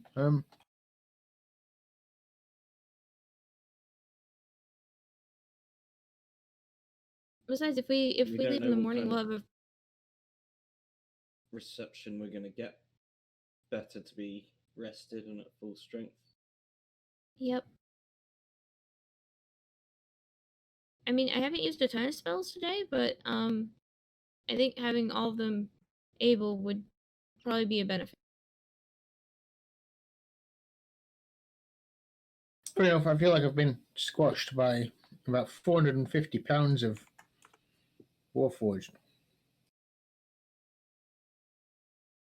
Look, I'm gonna get some food, something to drink. Got some work to do this evening, so let's leave first thing in the morning. Okay. And I'm gonna head down, make my way to the main hall. I'm gonna get myself some food and a few drinks. Okay. A bit of a revision of my book as I do so. Yep. How long have you got left on the book, by the way? I think it's 5 hours. 5 hours. Shit, you could probably knock that out tonight. We'll Yeah. see how it goes. What I'd say is, yeah, no, actually, if you were to, even with your plans that you've got with, that you have in mind, I would say, out of game that if you do nothing else for the evening, so we get food, get drink, conduct your plans, and then continue reading and practicing the book, and then take your long rest, which is only your 4 hours as an elf. You could probably finish the book by tonight. Okay, I'm going to focus on doing that for now then. But yeah, first of all, food and drink, and then I'll resume. And is that everyone going down for food and drink? I suppose so. All right, cool. Sure. Well, with that, we will go ahead and take a quick bio break because we've been going for just over an hour or so just now. So yeah, we will quickly drop AFK, grab a few things, and be back in about 5 minutes. So about 10:15. Yay. Cool. Let's go. Click, click, and we are good to go. We are back. Sorry, it took a little longer than that because when nature calls, nature calls. Anyway, so food and drinks have been had. And does anyone have anything that they would like to do before we call an end to the evening for your long rest? Other than Victorious, because I know what you were wanting to do. So Temple, Corlina, Nethrai, do you guys have any other shenanigans you want to do today before the day comes to a close? I think Neftali would just be explaining to Corlina a few of the finer points of riding a horse and just, giving us some tips. Tips and tricks and... Yep. Okay. Corlina, anything else? Like, you just listening in, or is there anything else you'd like to do? Listening and let's see. Do I have a spell for shenanigans? Literally, I cast level 5 shenanigans. No, it's level 7 shenanigans. A level Should be a 7, real 7th level spell. spell, shenanigans. DM immediately rolls on a random table of 10,000 things and some random bullshit happens. That would be Hey-ho. sick. Or like of every spell, like metronome. Just it could No. cast any. Oh no, absolutely not, because that could definitely end a campaign. It totally could. Absolutely not happening. What's metronome? So metronome's a move in Pokemon where it just picks a random move from the entire move set, and the Pokemon will then do that move. It could be anything from Hyper Beam to Self-Destruct to Splash to Tackle. There's an 8 in 10 chance it's Tackle or Tail Wag. Yeah.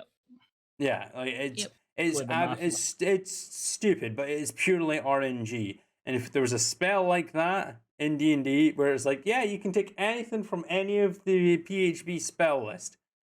There's like it's a 1 in there's several, there's quite a few spells in this the PHB. I don't know exactly how many, but it's a 1 in however many spells there are chance that you could essentially end the campaign on the dot. Because you'd have a 1 in however many spells there are in the PHB chance to cast Wish, which could end the campaign. Yep. I will say, if it's the last night we're staying in Silverdrake, and I'm gonna get a long rest anyway. My 7th level shenanigan. Mansion. I'm not trusting that bathroom anymore. Okay. So where are you bringing up the mansion? Just right in the room. In the Great Hall. No, in Nethari's room. Oh, in Nethari's room. Yeah, you guys haven't left the Great Hall. I hadn't left the Great Hall yet. So it's like, yeah, don't worry, don't mind me, all you peasants around. Magnificent mansion. Only we're allowed in here. No. No, in Nethari's room. Fair enough. Go ahead and ping me everything that you actually want to do once again, Kayla, just in case I've forgotten anything. But Nethari, are you going to follow Corlina back up to the room to join her in the magnificent mansion? Sure. If you're welcome, of course. Corlina, is he welcome after what happened in the morning? Temple, I mean, what would you yeah, like to it's do? fine. A discreet sentry position within the Great Hall where I can see exits and the like and entrances like a statue would, and read me old dragon book. All right, yeah, cool. We'll have you set up post just outside the doorway that leads to the spiral staircase leading up to Ramon and Zane's quarters. Have you set up there again? You the pose that you had the other time with your excuse me, with your book set in your hand, letting you read and continue to learn Draconic, while still being fully aware of everything that is around you. Let me check this.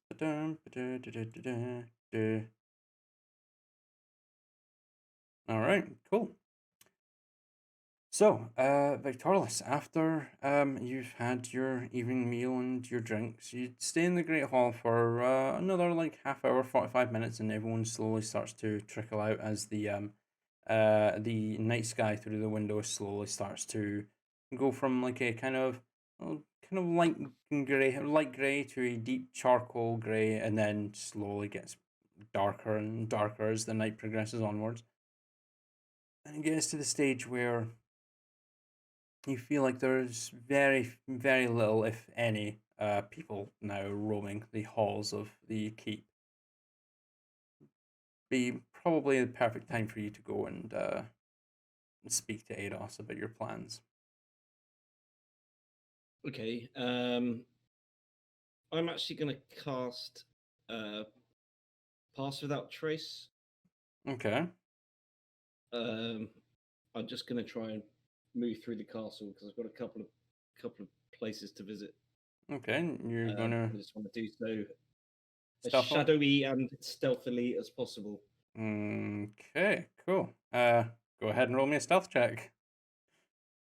I mean, you have a plus 22. Wait. Oh wait, yeah, never mind. I just got pinged and I was just looking like, wait, what the fuck?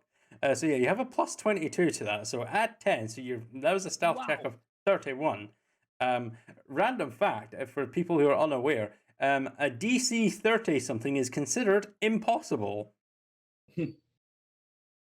Stealthy. Victorless Batman. ceased to exist. You're not Batman, but Victorless ceases to exist as you begin trailing your way through the Silverdrake Keep, managing to keep into the shadows, and no one even paying you any attention. There's one time where it's like you step out and someone just looks you in the face, and then just walks past you, just seemingly not even noticing that you were there just a moment ago. Okay. First stop, I'm going to go and carefully and quietly tap on Clara's door. Tap on the door, and in a couple of moments, the door opens, and she's, yes, hello, darling. Well, what can I do for you? Sorry to disturb you at this late hour. Oh my. I'm going to go and speak to Ados. I wondered if you'd had any Yes, of course. Just progress. one moment. She walks through to the back, and you hear some shuffling before she kind of returns to the door, pokes her head out, and looks to each side of the hall just to make sure that the coast is clear. Passes it over to you. Didn't take much to make. It was quite challenging, and I enjoyed the challenge, but I'm sure it will be a perfect fit for him. If you do need to make adjustments, just bring it back, and I'll do whatever I can to make it as comfortable as possible. Of course. How big is this? Is this like a full saddle thing, or is it, as I kind of said, like a more of a kind of strap? Oh no, yeah, it's a full saddle. Like you know, like what Clara's capable of doing, and it actually comes to no surprise that she's able to make a full blown saddle that actually at first glance seems to be almost perfectly fit for Ados within the few hours that she had. Thank you, Clarence. Again, sorry to Oh, disturb you. at no, such a don't late- worry about it, Victorious. It's always good to see you. I better Of course. go and have this Good night. talk. And I'm gonna Yep, just shadow off into the hallway. just like step back into the darkness, and then as like the clouds part over the moon and the moonlight illuminates the area that you stood back into, you've gone. So that's what it feels like. No, but yeah, you disappear. Make my way to Ados. Make your way down to Ados, and as you go down, the door to his residence is ajar, and there is a soft kind of blue glow coming from within as you slowly approach and open. Can I try and sneak up on him? Yeah, you definitely can. If you'd like, go ahead and roll me another stealth check, please.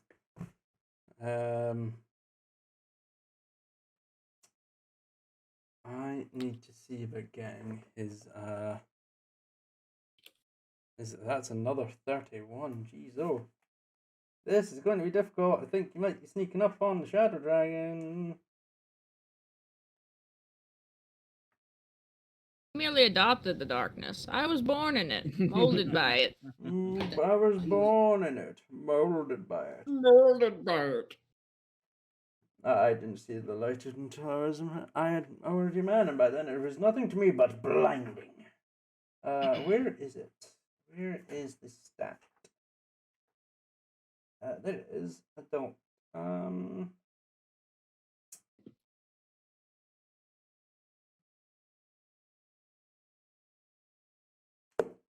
Oh, okay. So that's a 31. Okay. A random fact, to make this check, to make this DC, I have to roll a natural 20.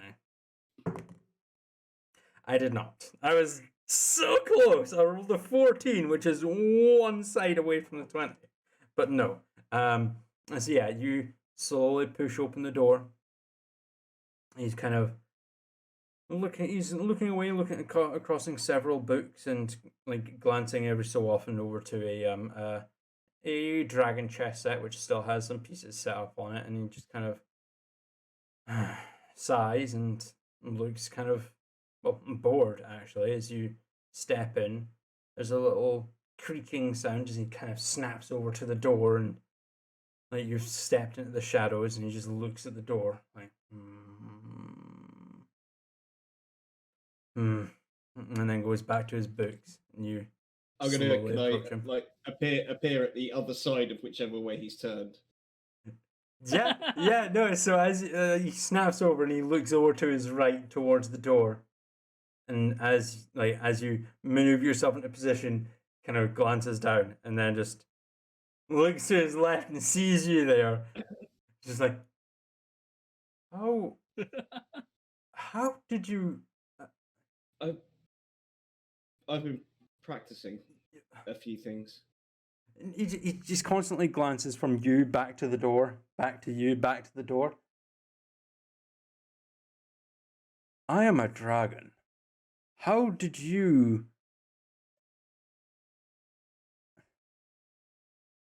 Impressive. I thought it might, show my commitment to the cause. I've been practicing. And it shows. There's not many people who can sneak up on a dragon. Well, you said to come back when everyone had. And turned here in you for the are. night. And well, what you're doing here looks fairly mundane. Yes, I'm continuing my research, but my research partner has disappeared in the middle of a deciding dragon chess game. But alas, I can keep myself occupied. But you have returned, and as we agreed, kind of glances up, and you see like above him there is actually what looks to be like a wooden platform almost that's kind of set up in a circular circular shape above him. Into the night sky. What do you say?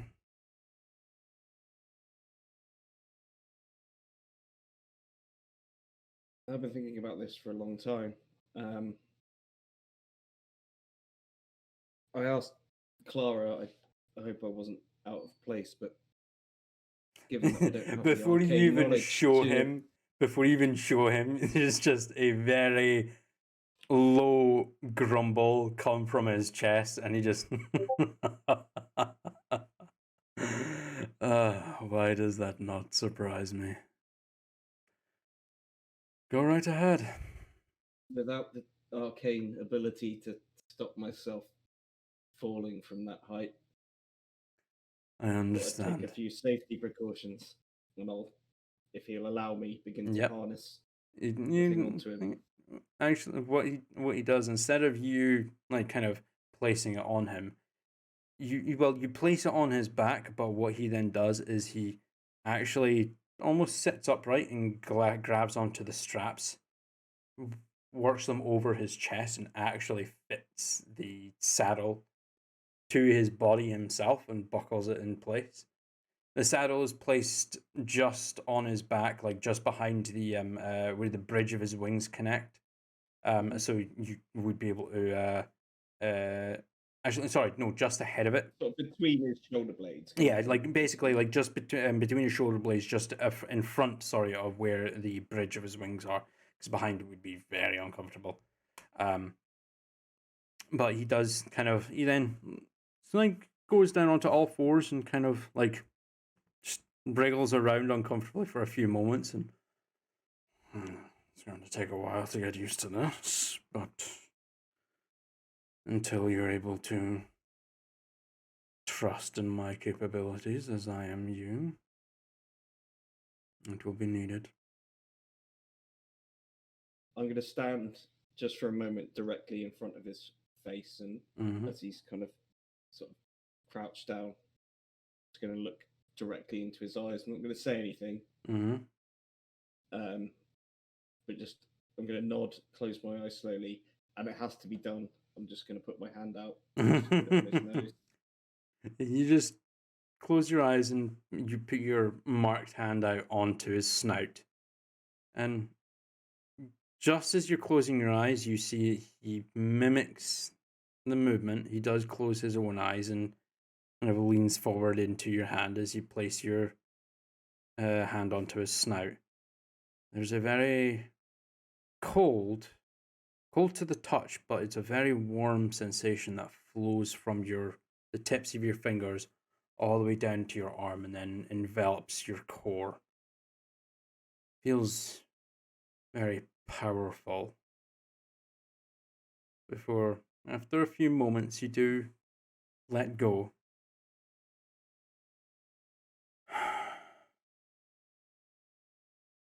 Let's fly.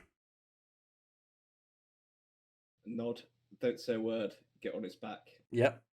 With the as you get up on his back, he does rear up to his full height, your head almost brushing the wooden platform above you. But he kind of leans over the side, and there is a lever hidden in the back that he kind of pulls with one of his free hands.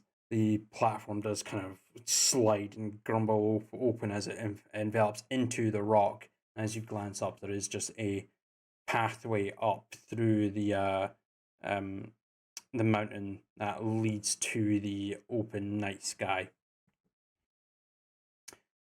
Hold on.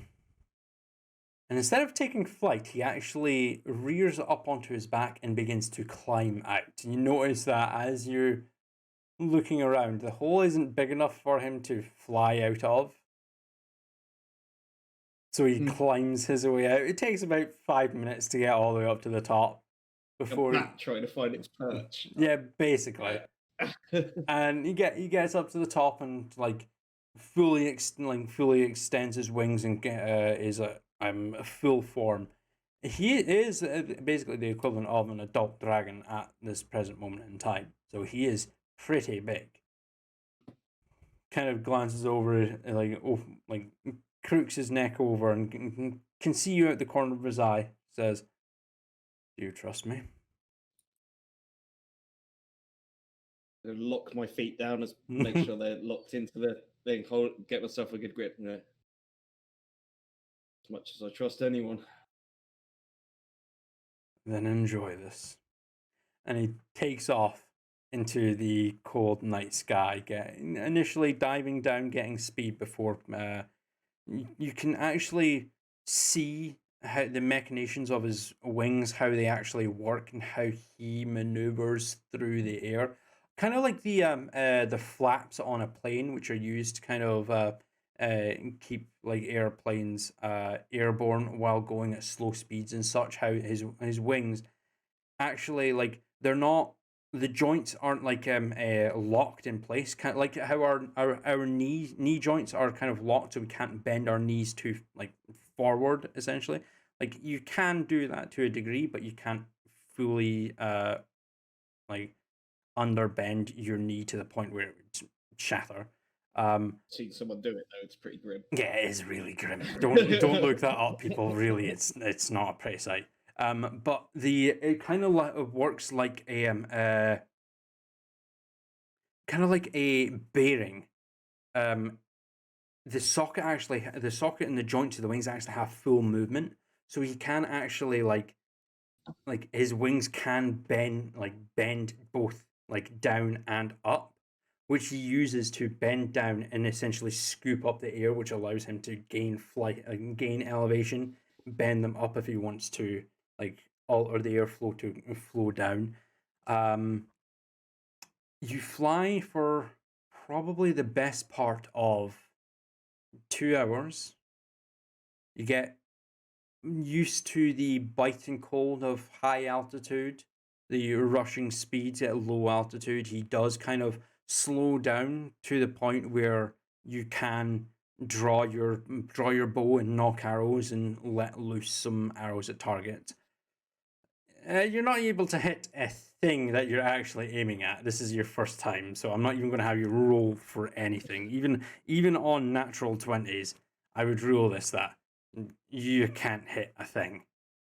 Like, you would aim for a very It'd be specific. like, what? No, you're stable. You're stable. But what it is, because you're not used to moving at such a speed that Also calculating wind resistance. well, there's that, but you're moving at such a speed that you would draw your knock and your arrow and then let loose, and you'd be aiming at your target, not considering that you're still moving. So you would let loose your arrow and it would sail past your target and hit like in front of it, essentially, because an object at motion stays at motion. So you're not really able to hit much, but you do learn quite a lot from this interaction. And for the most part, not only are you quite comfortable in riding Ados and using him to maneuver around, you'd still need some practice to it, but you feel safe. Almost like anything that you almost like everything that he does, he's going to do it as he does it. A couple hours later, you return to the top of the mountain, and he does kind of again crook his neck over to you. Hold on, again. And you can hear that he's kind of getting out of breath almost. But instead of going like tail first, he does just kind of go straight in head first, straight down. You do need to kind of hold onto the saddle and push yourself back to prevent yourself from just going straight down forward, even though you're locked in place. But eventually you do return to his quarters. You do manage to dismount, and you do settle down for another private moment with Ados as You guys are catching your breaths. You know, he's just been flying for basically 2 hours straight. You've been experiencing the difference of air pressure and altitude and the lack of air, and you're shooting your bow from from a moving mount, essentially, on stationary targets, and it's a lot. It was a lot to take in, but you know, take it in you have, and he kind of glances to you as he lays there, taking deep breaths. That was interesting. Yeah, I'll try and kind of gather my hair that's probably now Yes, wind that's swept all and all like, over the place. back Frizzy as into some fuck. kind of fashionable, princely fashion. Yeah, that was interesting. You did say that you are quite proficient with that bow, right? Well, firing it from horseback's a lot different from firing up there. Yes, that shows, since you didn't hit a thing. Let's hope we have time to practice that before we really need it. Hopefully, or I'll have to take this test at face value and learn from it on the fly. On the fly. Well, I've got work to do clearly, and I'm going to sort of reference the book that I've nearly finished. As do I. I'm going to have to try and figure out how best to fly with a rider. Perhaps Ramonth or Remure will be able to give me advice. I wasn't sure they'd approve. Felt, I don't know, some of your dragonkin seemed that they wouldn't allow a rider. I wondered whether you would. Most dragons are too prideful to allow that, but if I was to let them know that it is something I am willing to allow with my mark, I'm sure they will respect that and not use their own personal bias against my decision. I'm sure they will understand. It may be crucial to our fight against my father. It may be. I'm sure I can convince them to see it that way.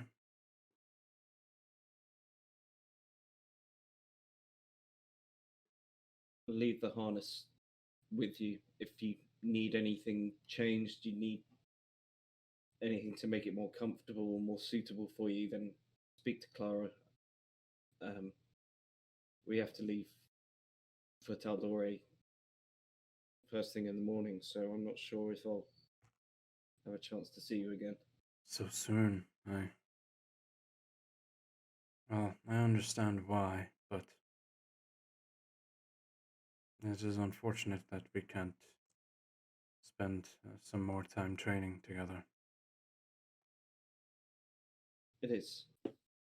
And Vic's kind of started to wobble a little bit here about thinking, like, divided about leaving or not leaving. And he's going to make a snap decision there. Well, get some rest, friend. Get some rest. I'll be back as soon as I can, and I'm going to just give him a good old pat on the shoulder as I start to make my way towards the door. Of course. I'll see you when you return. And get about halfway from him. Turn around. Point to the dragon chess table that he's got. and I'll give you a game next time. I mean no offense by this, but if the wizard is no challenge to me, then neither will you. I just saw Caitlin's face. I'm sorry. Shots fired. Pew, pew, pew, pew. I'll just chuckle at what he said and make my way out of the room. All right, cool. With that, Go we and, will. Get my Sorry, yeah, meditation. go for your go for the last few hours of your book and then your meditation. Yeah. Cool. Right then, what I am going to do here is let's see, can that. Yep. Cool. Right. So refresh your character sheet, Adam. Yep. The manual quickness of action is now in your equipment is now equipped, so you don't actually need to change anything. Okay. Has automatically increased your dex score by 2 and your maximum by 2. So now, technically speaking, naturally, your dex score can hit a max of 22. Let's see what else it has done for you. It's increased your 2 hits. Like, not your. It hasn't increased your damage per se, or it doesn't actually. No, it doesn't add your modifier to damage. No, it doesn't add proficiency damage. I mean, so yeah, it's increased your damage a bit. Has it also increased your to hit rolls. Yep. And has increased your initiative as well. Awesome. Also, your stealth is now up to a plus 13. So yeah, because fucking rogue multi-class with expertise in stealth, like what the actual fuck. Anyway, is there anything else you would like to do before we No. move onwards swiftly? Me to the morning. Cool. So we will move swiftly onwards to Neftari and Coralina. Is there anything that you guys would like to do before we move on to the long rest?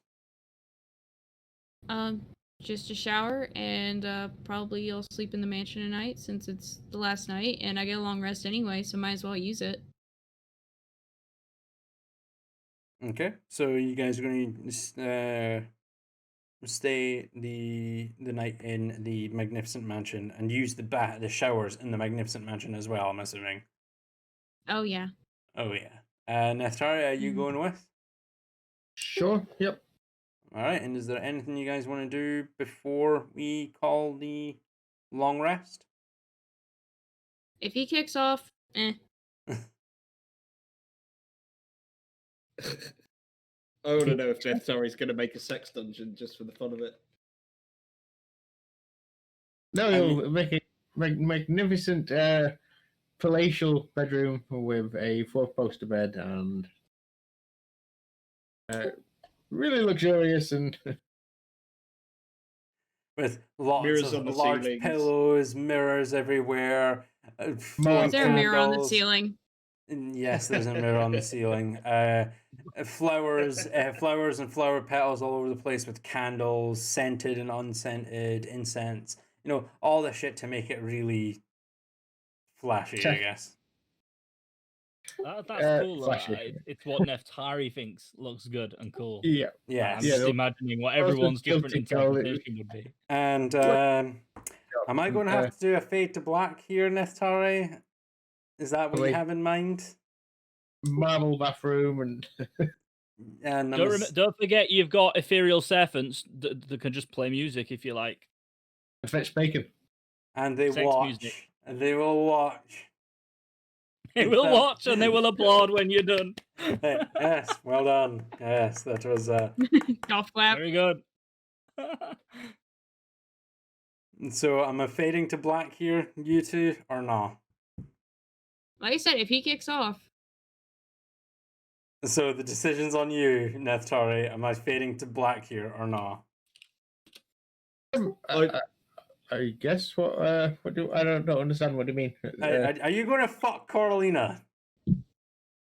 This picture of It's got- Neftari all like showered and floofy with his hair, like Yes, doing his like best Neftari quagmire is thing now on the bed with like a rose. Neftari Just a white is now towel. a shampooed and blow dried cow, the very fluffy cow, essentially. Hmm.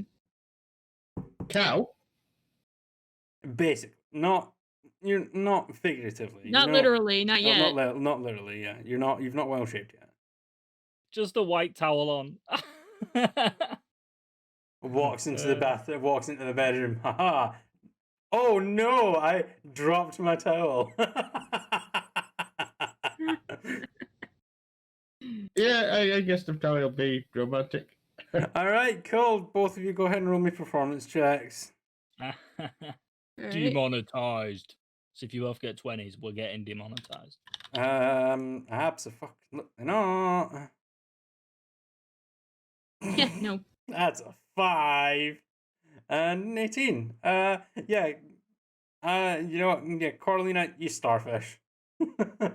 Yeah, still snore from the horse ride. Yeah, it's still sore, and there's a lot that's weighing on your mind, so it's just. But no, yeah, Neftari is pretty good for you. Not gonna lie. All right. With that, everyone is going to go ahead and get their long rest. So Yay. Temple, read book. Temple is reading book. You will get your 6 extra hours on top of where is it? There it is.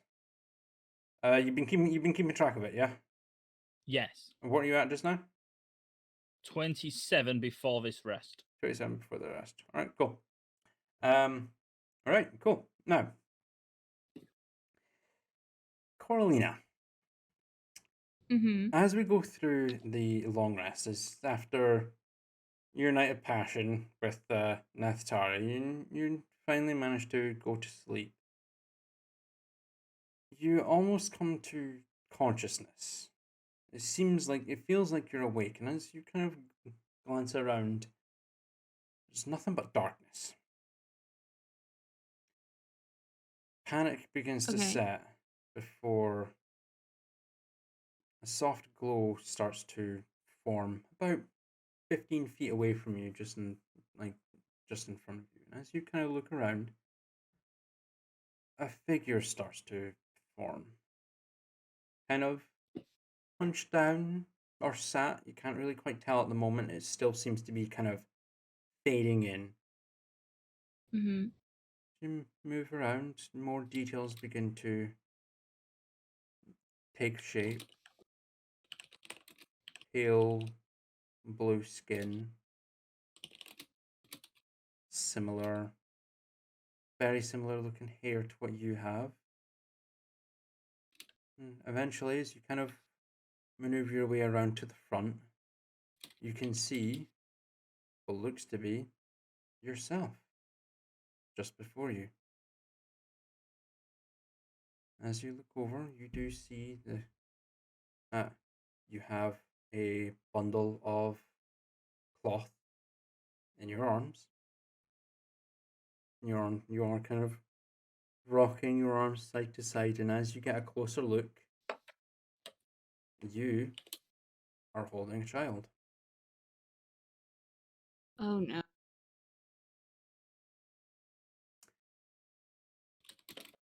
As the panic is seriously starting to set in, there's more kind of images, kind of blurred but fading in as from the sides, and as you look around and they come into focus, more children come into view. 6 in total. There's no noise, but they are crowding around you and looking to you. As you look to your face, again, you don't hear anything, but you can read lips. and you can see yourself just sigh, and as you read, all you can tell is go with your father. And as you kind of look up, fading in from the darkness, is Neftari. He's kind of stood there tall with a big smile on his face and kind of looks at all the children and with a wave of his hands turns around and drops onto all fours before wild shaping into looks to be a wolf or dire wolf. It's quite big, so either or. The children just kind of look up to you. Some of them are jumping up on their feet and tapping you on the shoulder and poking at you. And there's another sigh and shake of the head. You wave your hand around, and with a snap of your fingers, you watch as all of the children just kind of drop down onto all fours and become a small little pack of wolf pups. And they'll start bounding over one another before there's a bark, or what you could assume to be a bark from Neftari, and they'll kind of stop and look up, and then Neftari kind of hunched down on his front quarters, kind of looks down, looks excited, and then turns around and tears off into the darkness, fading out. All of the pups kind of stumble and climb over one another and tear off into the darkness. And as you kind of look on, like, oh shit, at 7, you see yourself just kind of sit back and sigh, close your eyes and smile before she stops and opens her eyes again. You see a look of recognition on your face. She looks around, and as realization sinks in, she turns and looks directly at you. Still no sound, but she slowly begins to speak so that you can read her lips. Not now, but soon enough. It's not that difficult, but we manage. Just make sure to get the job done. And don't panic. That's our worst threat. Before she stands up, cradling the child, and walks over to you. And you see what looks to be a newborn child, probably maybe a month, maybe only a couple of weeks old. Pale, white skin, with quite dark, kind of scruffy hair. She just looks up to you, smiles once again, turns around and slowly walks into the darkness. Goes out of focus and then completely fades. The light dims down.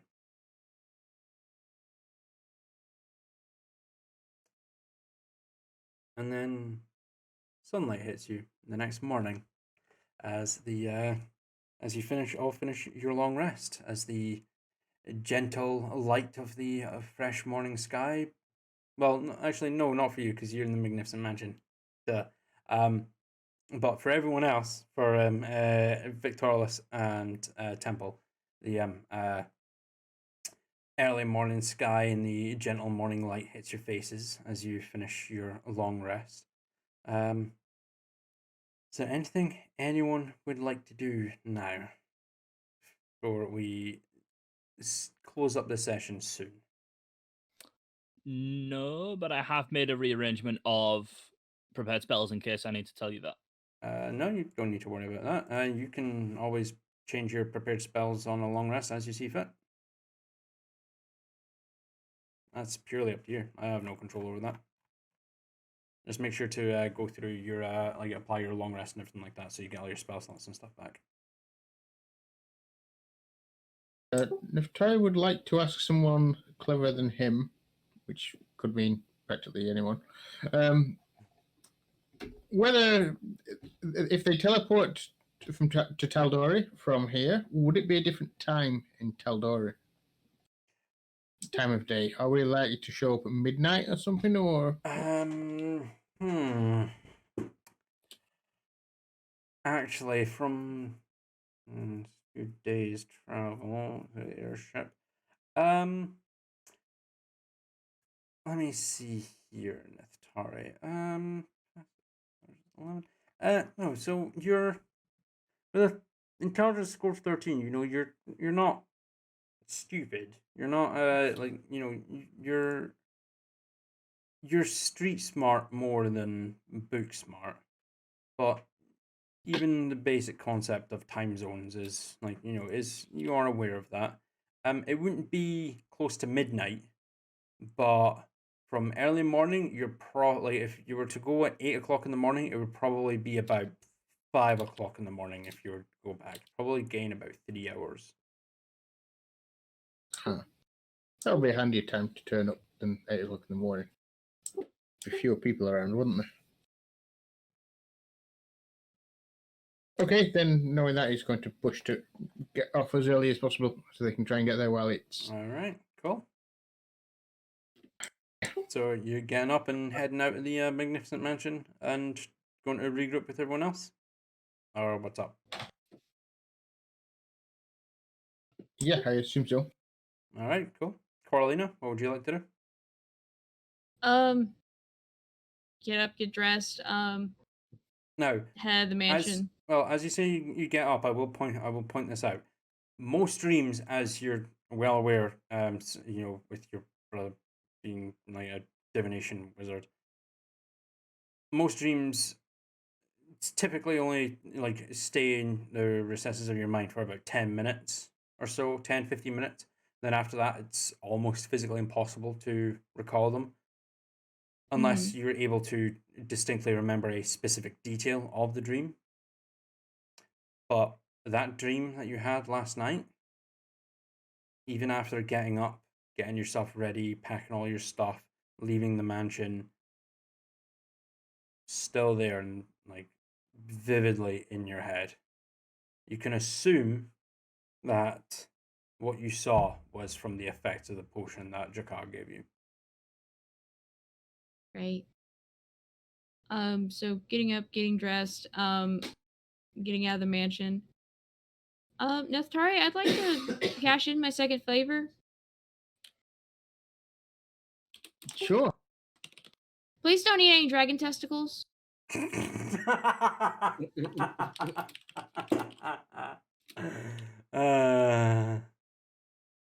That's one hell of a callback. Neftari's very confused.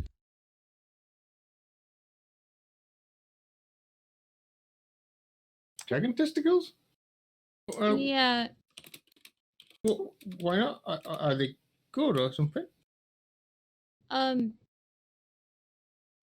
You mentioned they have certain effects. Oh, was it aphrodisiac? Was it? I think that's what you labeled them as, yes. Okay. Okay. Well, I guess we should go find Vic and Temple so we can get going. Yeah. Strange dreams or something?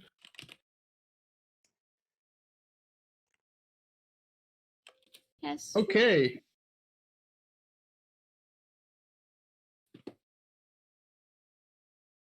All right, so you guys make your way out. Dragon? Make your way out and down to the Grand Hall. Now, before we get to that, Victorious, since you only need your 4 hours of meditation, is there anything you want to do before everyone reconvenes in the Great Hall, since you would be up before everyone else? I would just go up to Ramonth and Zane. Mm-hmm. before heading down to get some supplies. Yeah. And what would you like to, as you make your Uh, way up, can ascend the spiral staircase and give a knock on the door. You have to wait probably a good like 2-3 minutes before the door actually is opened for you, and as you kind of make your way in, there's a very groggy looking Zane just kind of yes. Zane, we're leaving back to Tal'Dorei this morning. I just wanted to let you know before we leave. As you kind of look over, he looks over his shoulders to the back, and you can see in the back there's just a sound asleep, snoring loudly. Ramon just, I'll let my father know. Can I go back to sleep now? Of course, we'll Thank you. be back soon. Before you even finish saying that, he's already closed the door on you and is going back to sleep. Since, he actually needs a full night's rest, and you just woke him up after 4 hours. Yep. So yeah, and then just heading back to the Great Hall and waiting for everyone else. I'm gonna head down to Sadok. Okay.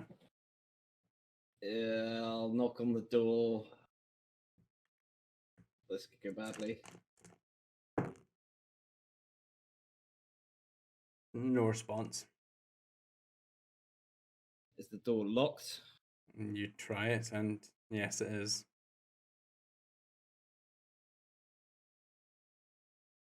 Hang on a minute. Didn't I get some thieves' tools? You're pretty sure you have when I thieves' became a tools. rogue. Well, I'm you gonna don't try and just open- you get proficiency with them, but you don't actually. Oh, I you didn't don't just actually have get any. them. No, but I'm pretty sure you did get some thieves' tools. No, you did not. So I don't.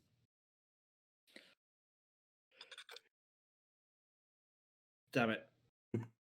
you're gonna try and pick the lock to get into his fucking workshop. I just weren't want. you? I just want arrows. I just need to get my arrows. Why use arrows when you could get a perfectly good brick? Check my quiver. To do. And I head down. I'm gonna go to the main hall, pick up some supplies for a kind of travel breakfast. Down myself a couple of tankards of ale, Mm-hmm. and wait for the rest.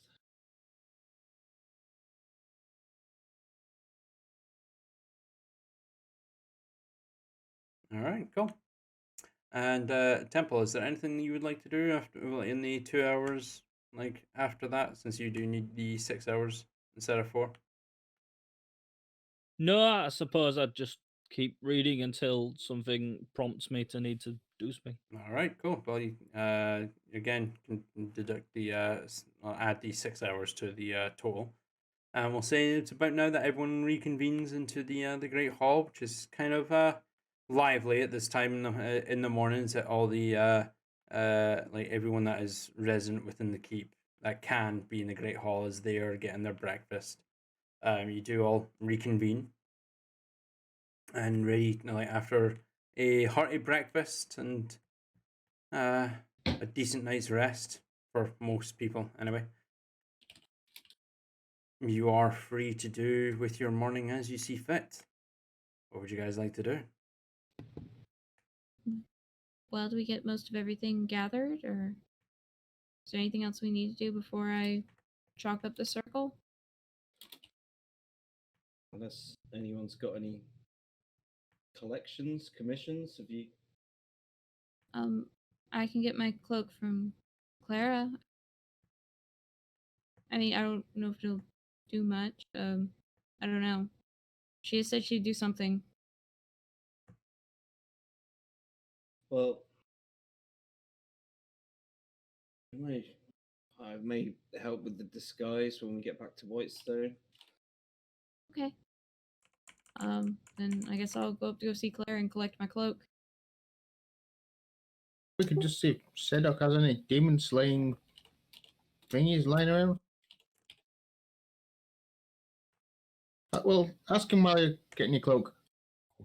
Hmm. Sorry, if you're going to see Sadok, I stopped by there earlier. Could do with some just basic arrows. He had plenty there before.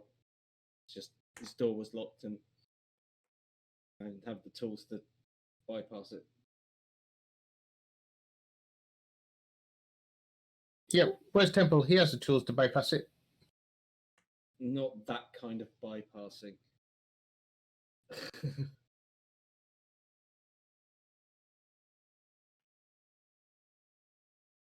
Okay, so Temple. So Temple is tool to bypass it. Neftari, you are going to Sadok, yeah? Yeah, he's just going to he'll just pick the arrows up and ask if there's any special demon slaying stuff. Okay. And Victoris, you're not going with, no? No. I'm sort of still mulling things over from the previous night. And so yeah, I just Temple? need a bit of time. Temple, what you wanting to do? You just want to stay with Victoris, or you want to go anywhere with anyone? I'll stay with Vic. All right, cool. So Practice Draconic. we'll start with Neftari as you make your way out the Great Hall. You see Corlina ascending the staircase to make your way up to Clara's Tannery, and you go through one of the side doors and descend down into the depths of the dungeon, and take the right turn instead of the left, and you can hear the clanging of metal and a soft orange glow coming through the gaps in the door as you get to Sadok's workshop. Hey, Sadok, am I okay to grab a few arrows from Vic? Aye, come on in.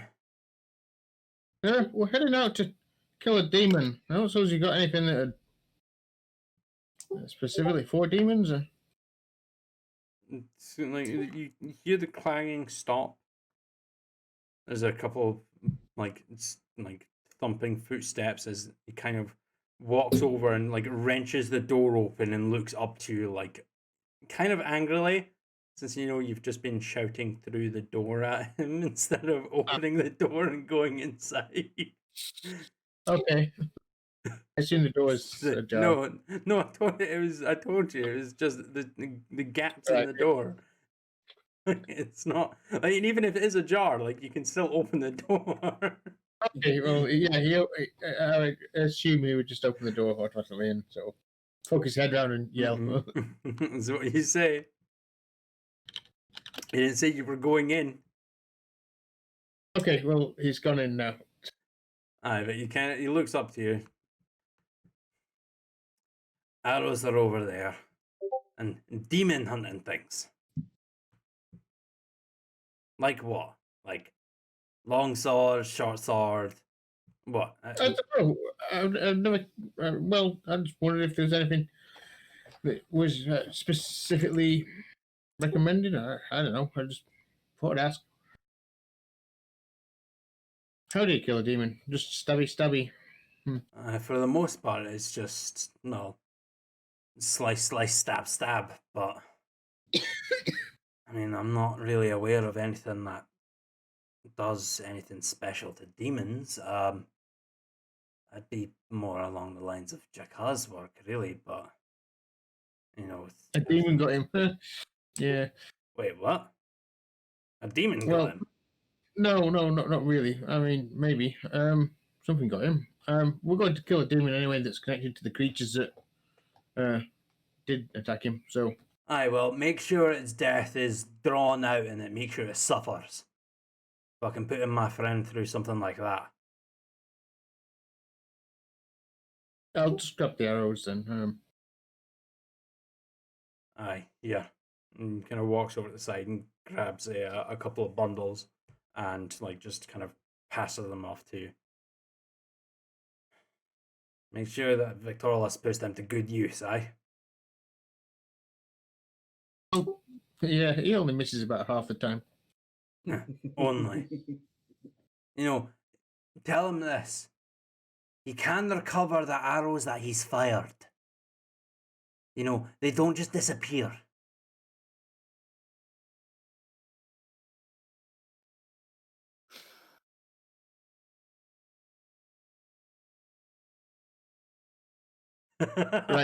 As Adam kind of looks down, like, never thought about that kind of mechanic in a game like this. No. There's I think according to the ruling in the PHB, you automatically recover half of the arrows you used in a battle. That's if you state you're doing such a thing. Which I've only done like twice. Yeah, which I think you've only done like that like once. You've never actually been like, yeah, I'm gonna go and recover my arrows, but nah, like any arrow, like, so I think I'll sit down AD and talk with you with about a ruling that I'm thinking of this, Adam, so that we can come to some sort of an agreement. So actually, we'll just get on at that later on. But yeah, I have something in mind to kind of make that a bit more balanced, rather than it just being like flat half. Something else is going to be a bit different. Okay. Cool. Anyway, so yeah, Neftari, you might grab it's 2 bundles of 20, so 40 total arrows that you will get victorious as Neftari. You make your way back up to the Great Hall. Carolina, as he leaves, he just says, "So demons are evil, right? What if we took these to a priest or something and got them blessed? Would that make them more effective against demons?"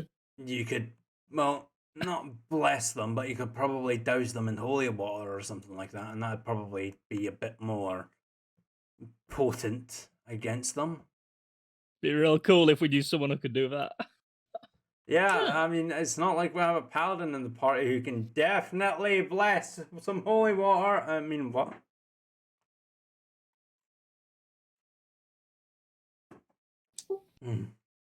Yep, he returns back to it. All right, cool. And then with that, we switch over to Carolina as you make your way up to Clara's Tannery. The door is open as you make your way in, and you can hear some like rustling and like knocking in the back as you approach the front desk.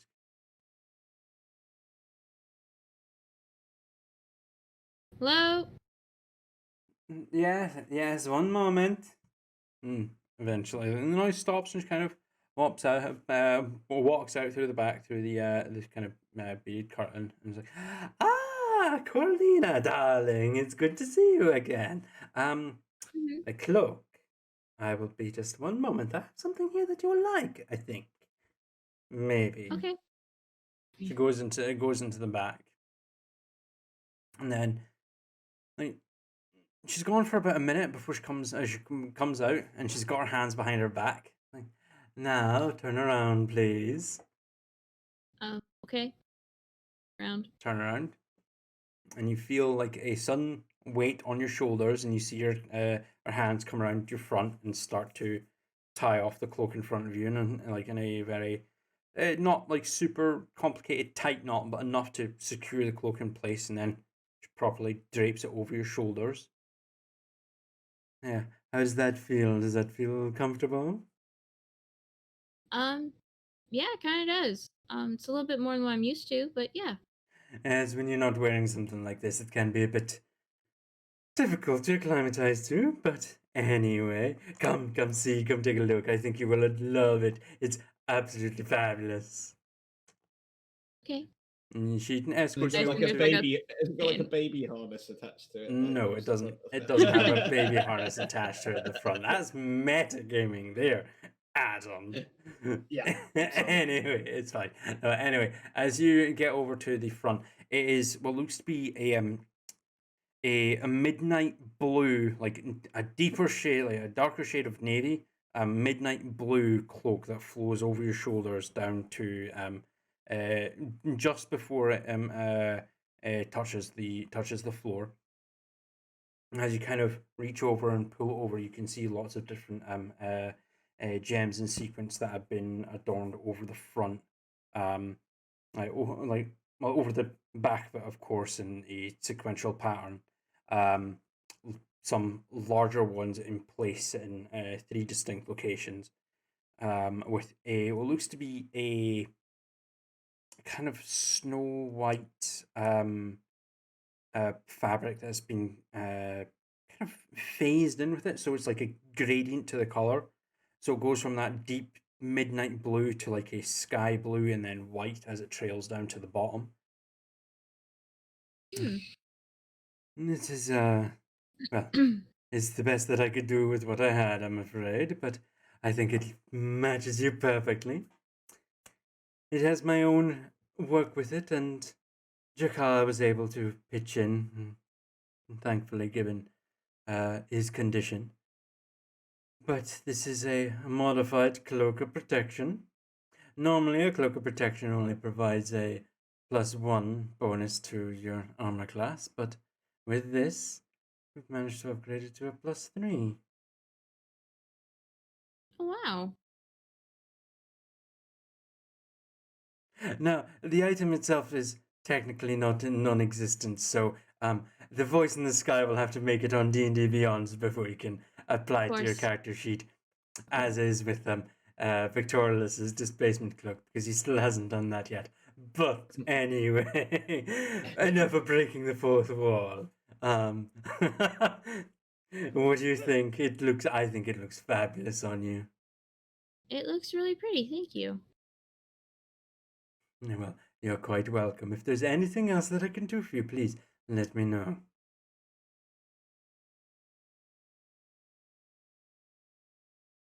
How much stock do you take into dreams? Yes. Well, it depends on the dream, of course. Like, if you're dreaming of flying away to some magical place and some random bullshit happens, then I don't really take stock on it as a dream. It's a concoction of images that your brain creates while you're unconscious.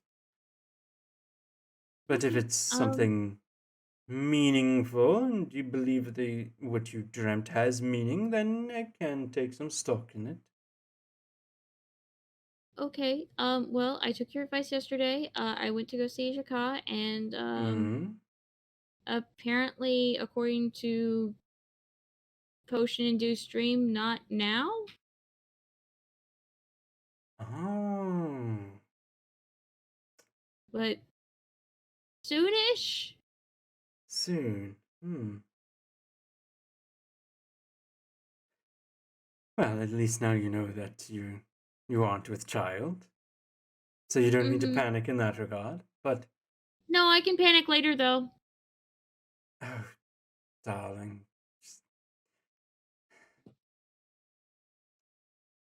I mean, I can't say for myself that pregnancy is not scary or anything like that. She just holds up 7 fingers. Oh. Oh my.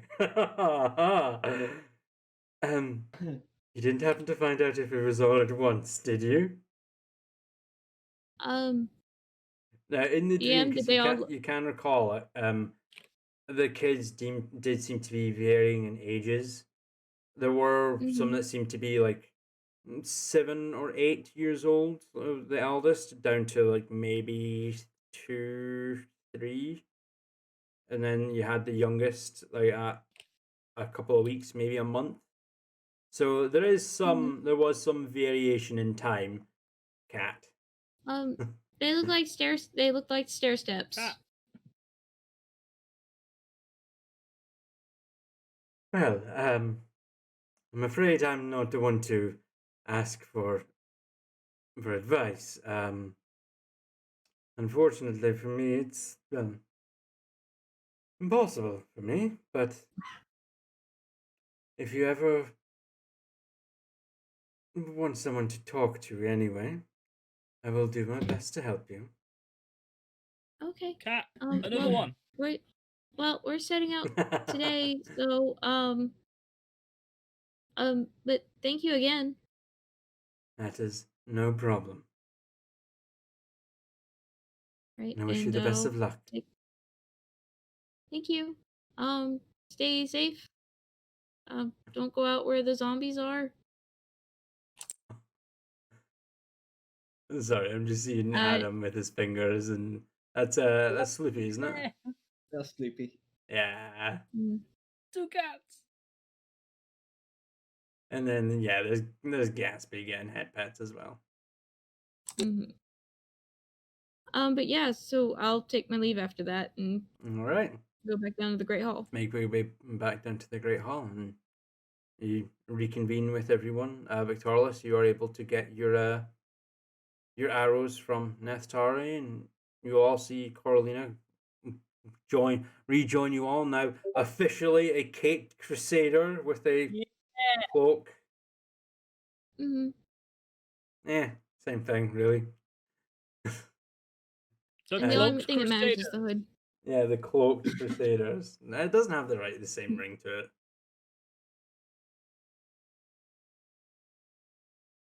All right, and is there anything else you guys want to do before you set the teleportation circle? And yeah, I saw that as well.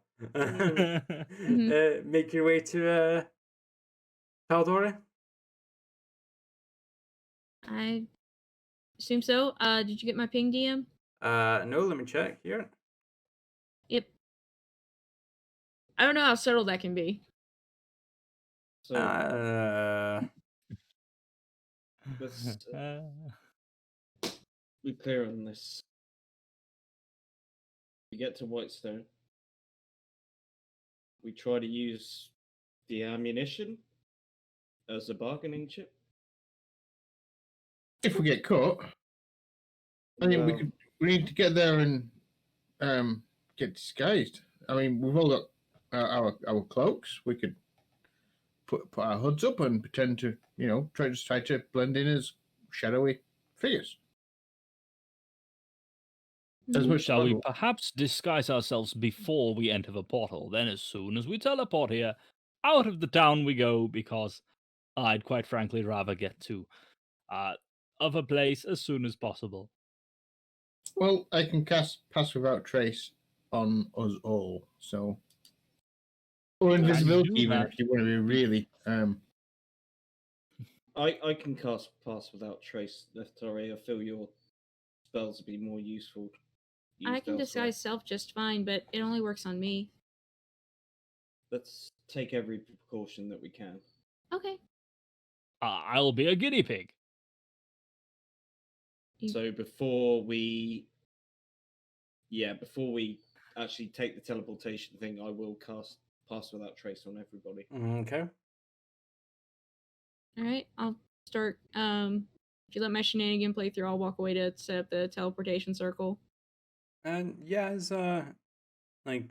as Coralina walks away, Neftari, you do feel a kind of subtle tug, like kind of like you're being pulled in Coralina's general direction, and as you kind of glance over, you do see she kind of looks back to you and gives you a soft smile before she walks out into the courtyard to get set up with the teleportation circle. Is that I all will right, cast Kayla? Pass 'Cause I Without a had Trace. no idea how I was going to do that. I was kind of reaching for more the back of the head, but hey. Eh. This is Temple's stealth strategy. Yes, you become Drax. You master the skill of standing so perfectly still that you become invisible to the naked eye. Hi, Drax! Damn it. Yep. Don't smile back. I'll say I'll just say to her, I can't stop thinking about dragon testicles. And with that, we're going to call an end to tonight's session. That is 11:31. So yeah, with that, we are about ready to jump back to Tal'Dorei and get the campaign back on track after like 6 sessions or something like that. And Sorry. it's fine, shit happens. But yeah, what did you guys think? I think we Good, almost bad. went a whole session without someone mentioning testicles. Almost, and then someone Almost. had to ruin it. Sorry.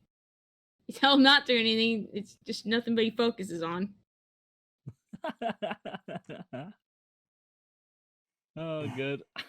He's going to be wondering so much why is one of the favors she called in? Did she ask me not to eat dragon testicles? I'm going to have to update my illustration. How?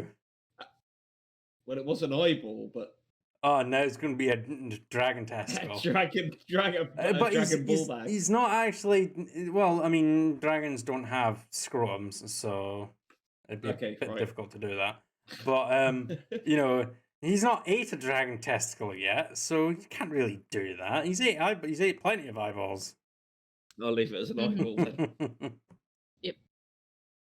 Right, but no, anything else? Like any bad side? Any good, bad, ugly? I just loved having my How to Train Your Dragon moment. That genuinely got me right in the feels. Right in the feels. Got me in the feels. That was good. I really enjoyed, and it was a very emotional moment for Temple. I really enjoyed my Neftari riding moment. where you cause Neftari to collapse and heap as a horse. In fact, all party members rode something. Vic rode a dragon. Temple rode Neftari. Neftari rode a horse. And Coralina. Oh God! Go on, finish your sentence. Also rode a horse. You're a bitch. Get your mind out of the gutter. She's not wrong. You're a bitch. Anyway, we are going to call a swift end to tonight's session. Anyone going to have any issues with next week at all as we make the transition back to Tal'Dorei? Furlough continues here, so business as usual. As of next week, I might be going back to work. I'm still waiting to hear back from my boss. I mean, hey ho. I'm not going to get into that, not here on stream. It's not professional to do so. But again, it's a might. Have to wait and see. Should know by like Wednesday or so. I'm not 100% sure. But I will keep everyone updated. But yeah, if that is it, then we shall call an end to tonight's game. We hope everyone has enjoyed the session. Before we go, I'm going to point out that I am going to butcher this pronunciation here, and I'm super sorry if I do butcher this. That is Samira Altaf. I hope I pronounced that correct. Thank you for the like on the Facebook page. Varpals. That's That's John. That's John. We know him. Yep. Thanks, John, for the follow on the Twitch channel, and we also have a Robbie Pope, which has liked and followed the Facebook page as well. Thank you very much. We are building very slowly but surely as we go, and every like, every follow is always greatly appreciated. The VODs going up on YouTube is still going to be a thing. I've just been super lazy and just haven't been bothered to do it. But I'm getting the sessions downloaded, and I will get that done at some point, and will get us caught up. Well, we'll most certainly try to. Anyway, with that, we hope you enjoy the rest of your evening, wherever you are in the world. We hope you enjoy your entire week before we get to next session. Remember, we're still dealing with this bullshit with COVID, so adhere your social distancing. Living in a seaside town, don't go to the beach. Got mental. Yeah, it's don't go to the beach. Adhere to your social distancing. Stay inside. Don't go out unless you absolutely have to. I don't care what the government says, like lifting some oh yeah, you can go out and about and stuff like that. If it's a good day outside, that with everything that's going on, that's not a good enough excuse to go storming to the beach and crowding around with thousands of other people all you're going to do is contribute to wave 2. So don't think about yourself, think of everyone else that you will be saving by not going outside. But other than that, stay safe, adhere to your social distancing, and what is it you say, Kayla? Wash your goddamn hands. Exactly. Wash your goddamn hands. Anyway, we will catch you next week. We hope you've enjoyed, and we'll see you later. Bye. Bye. Bye.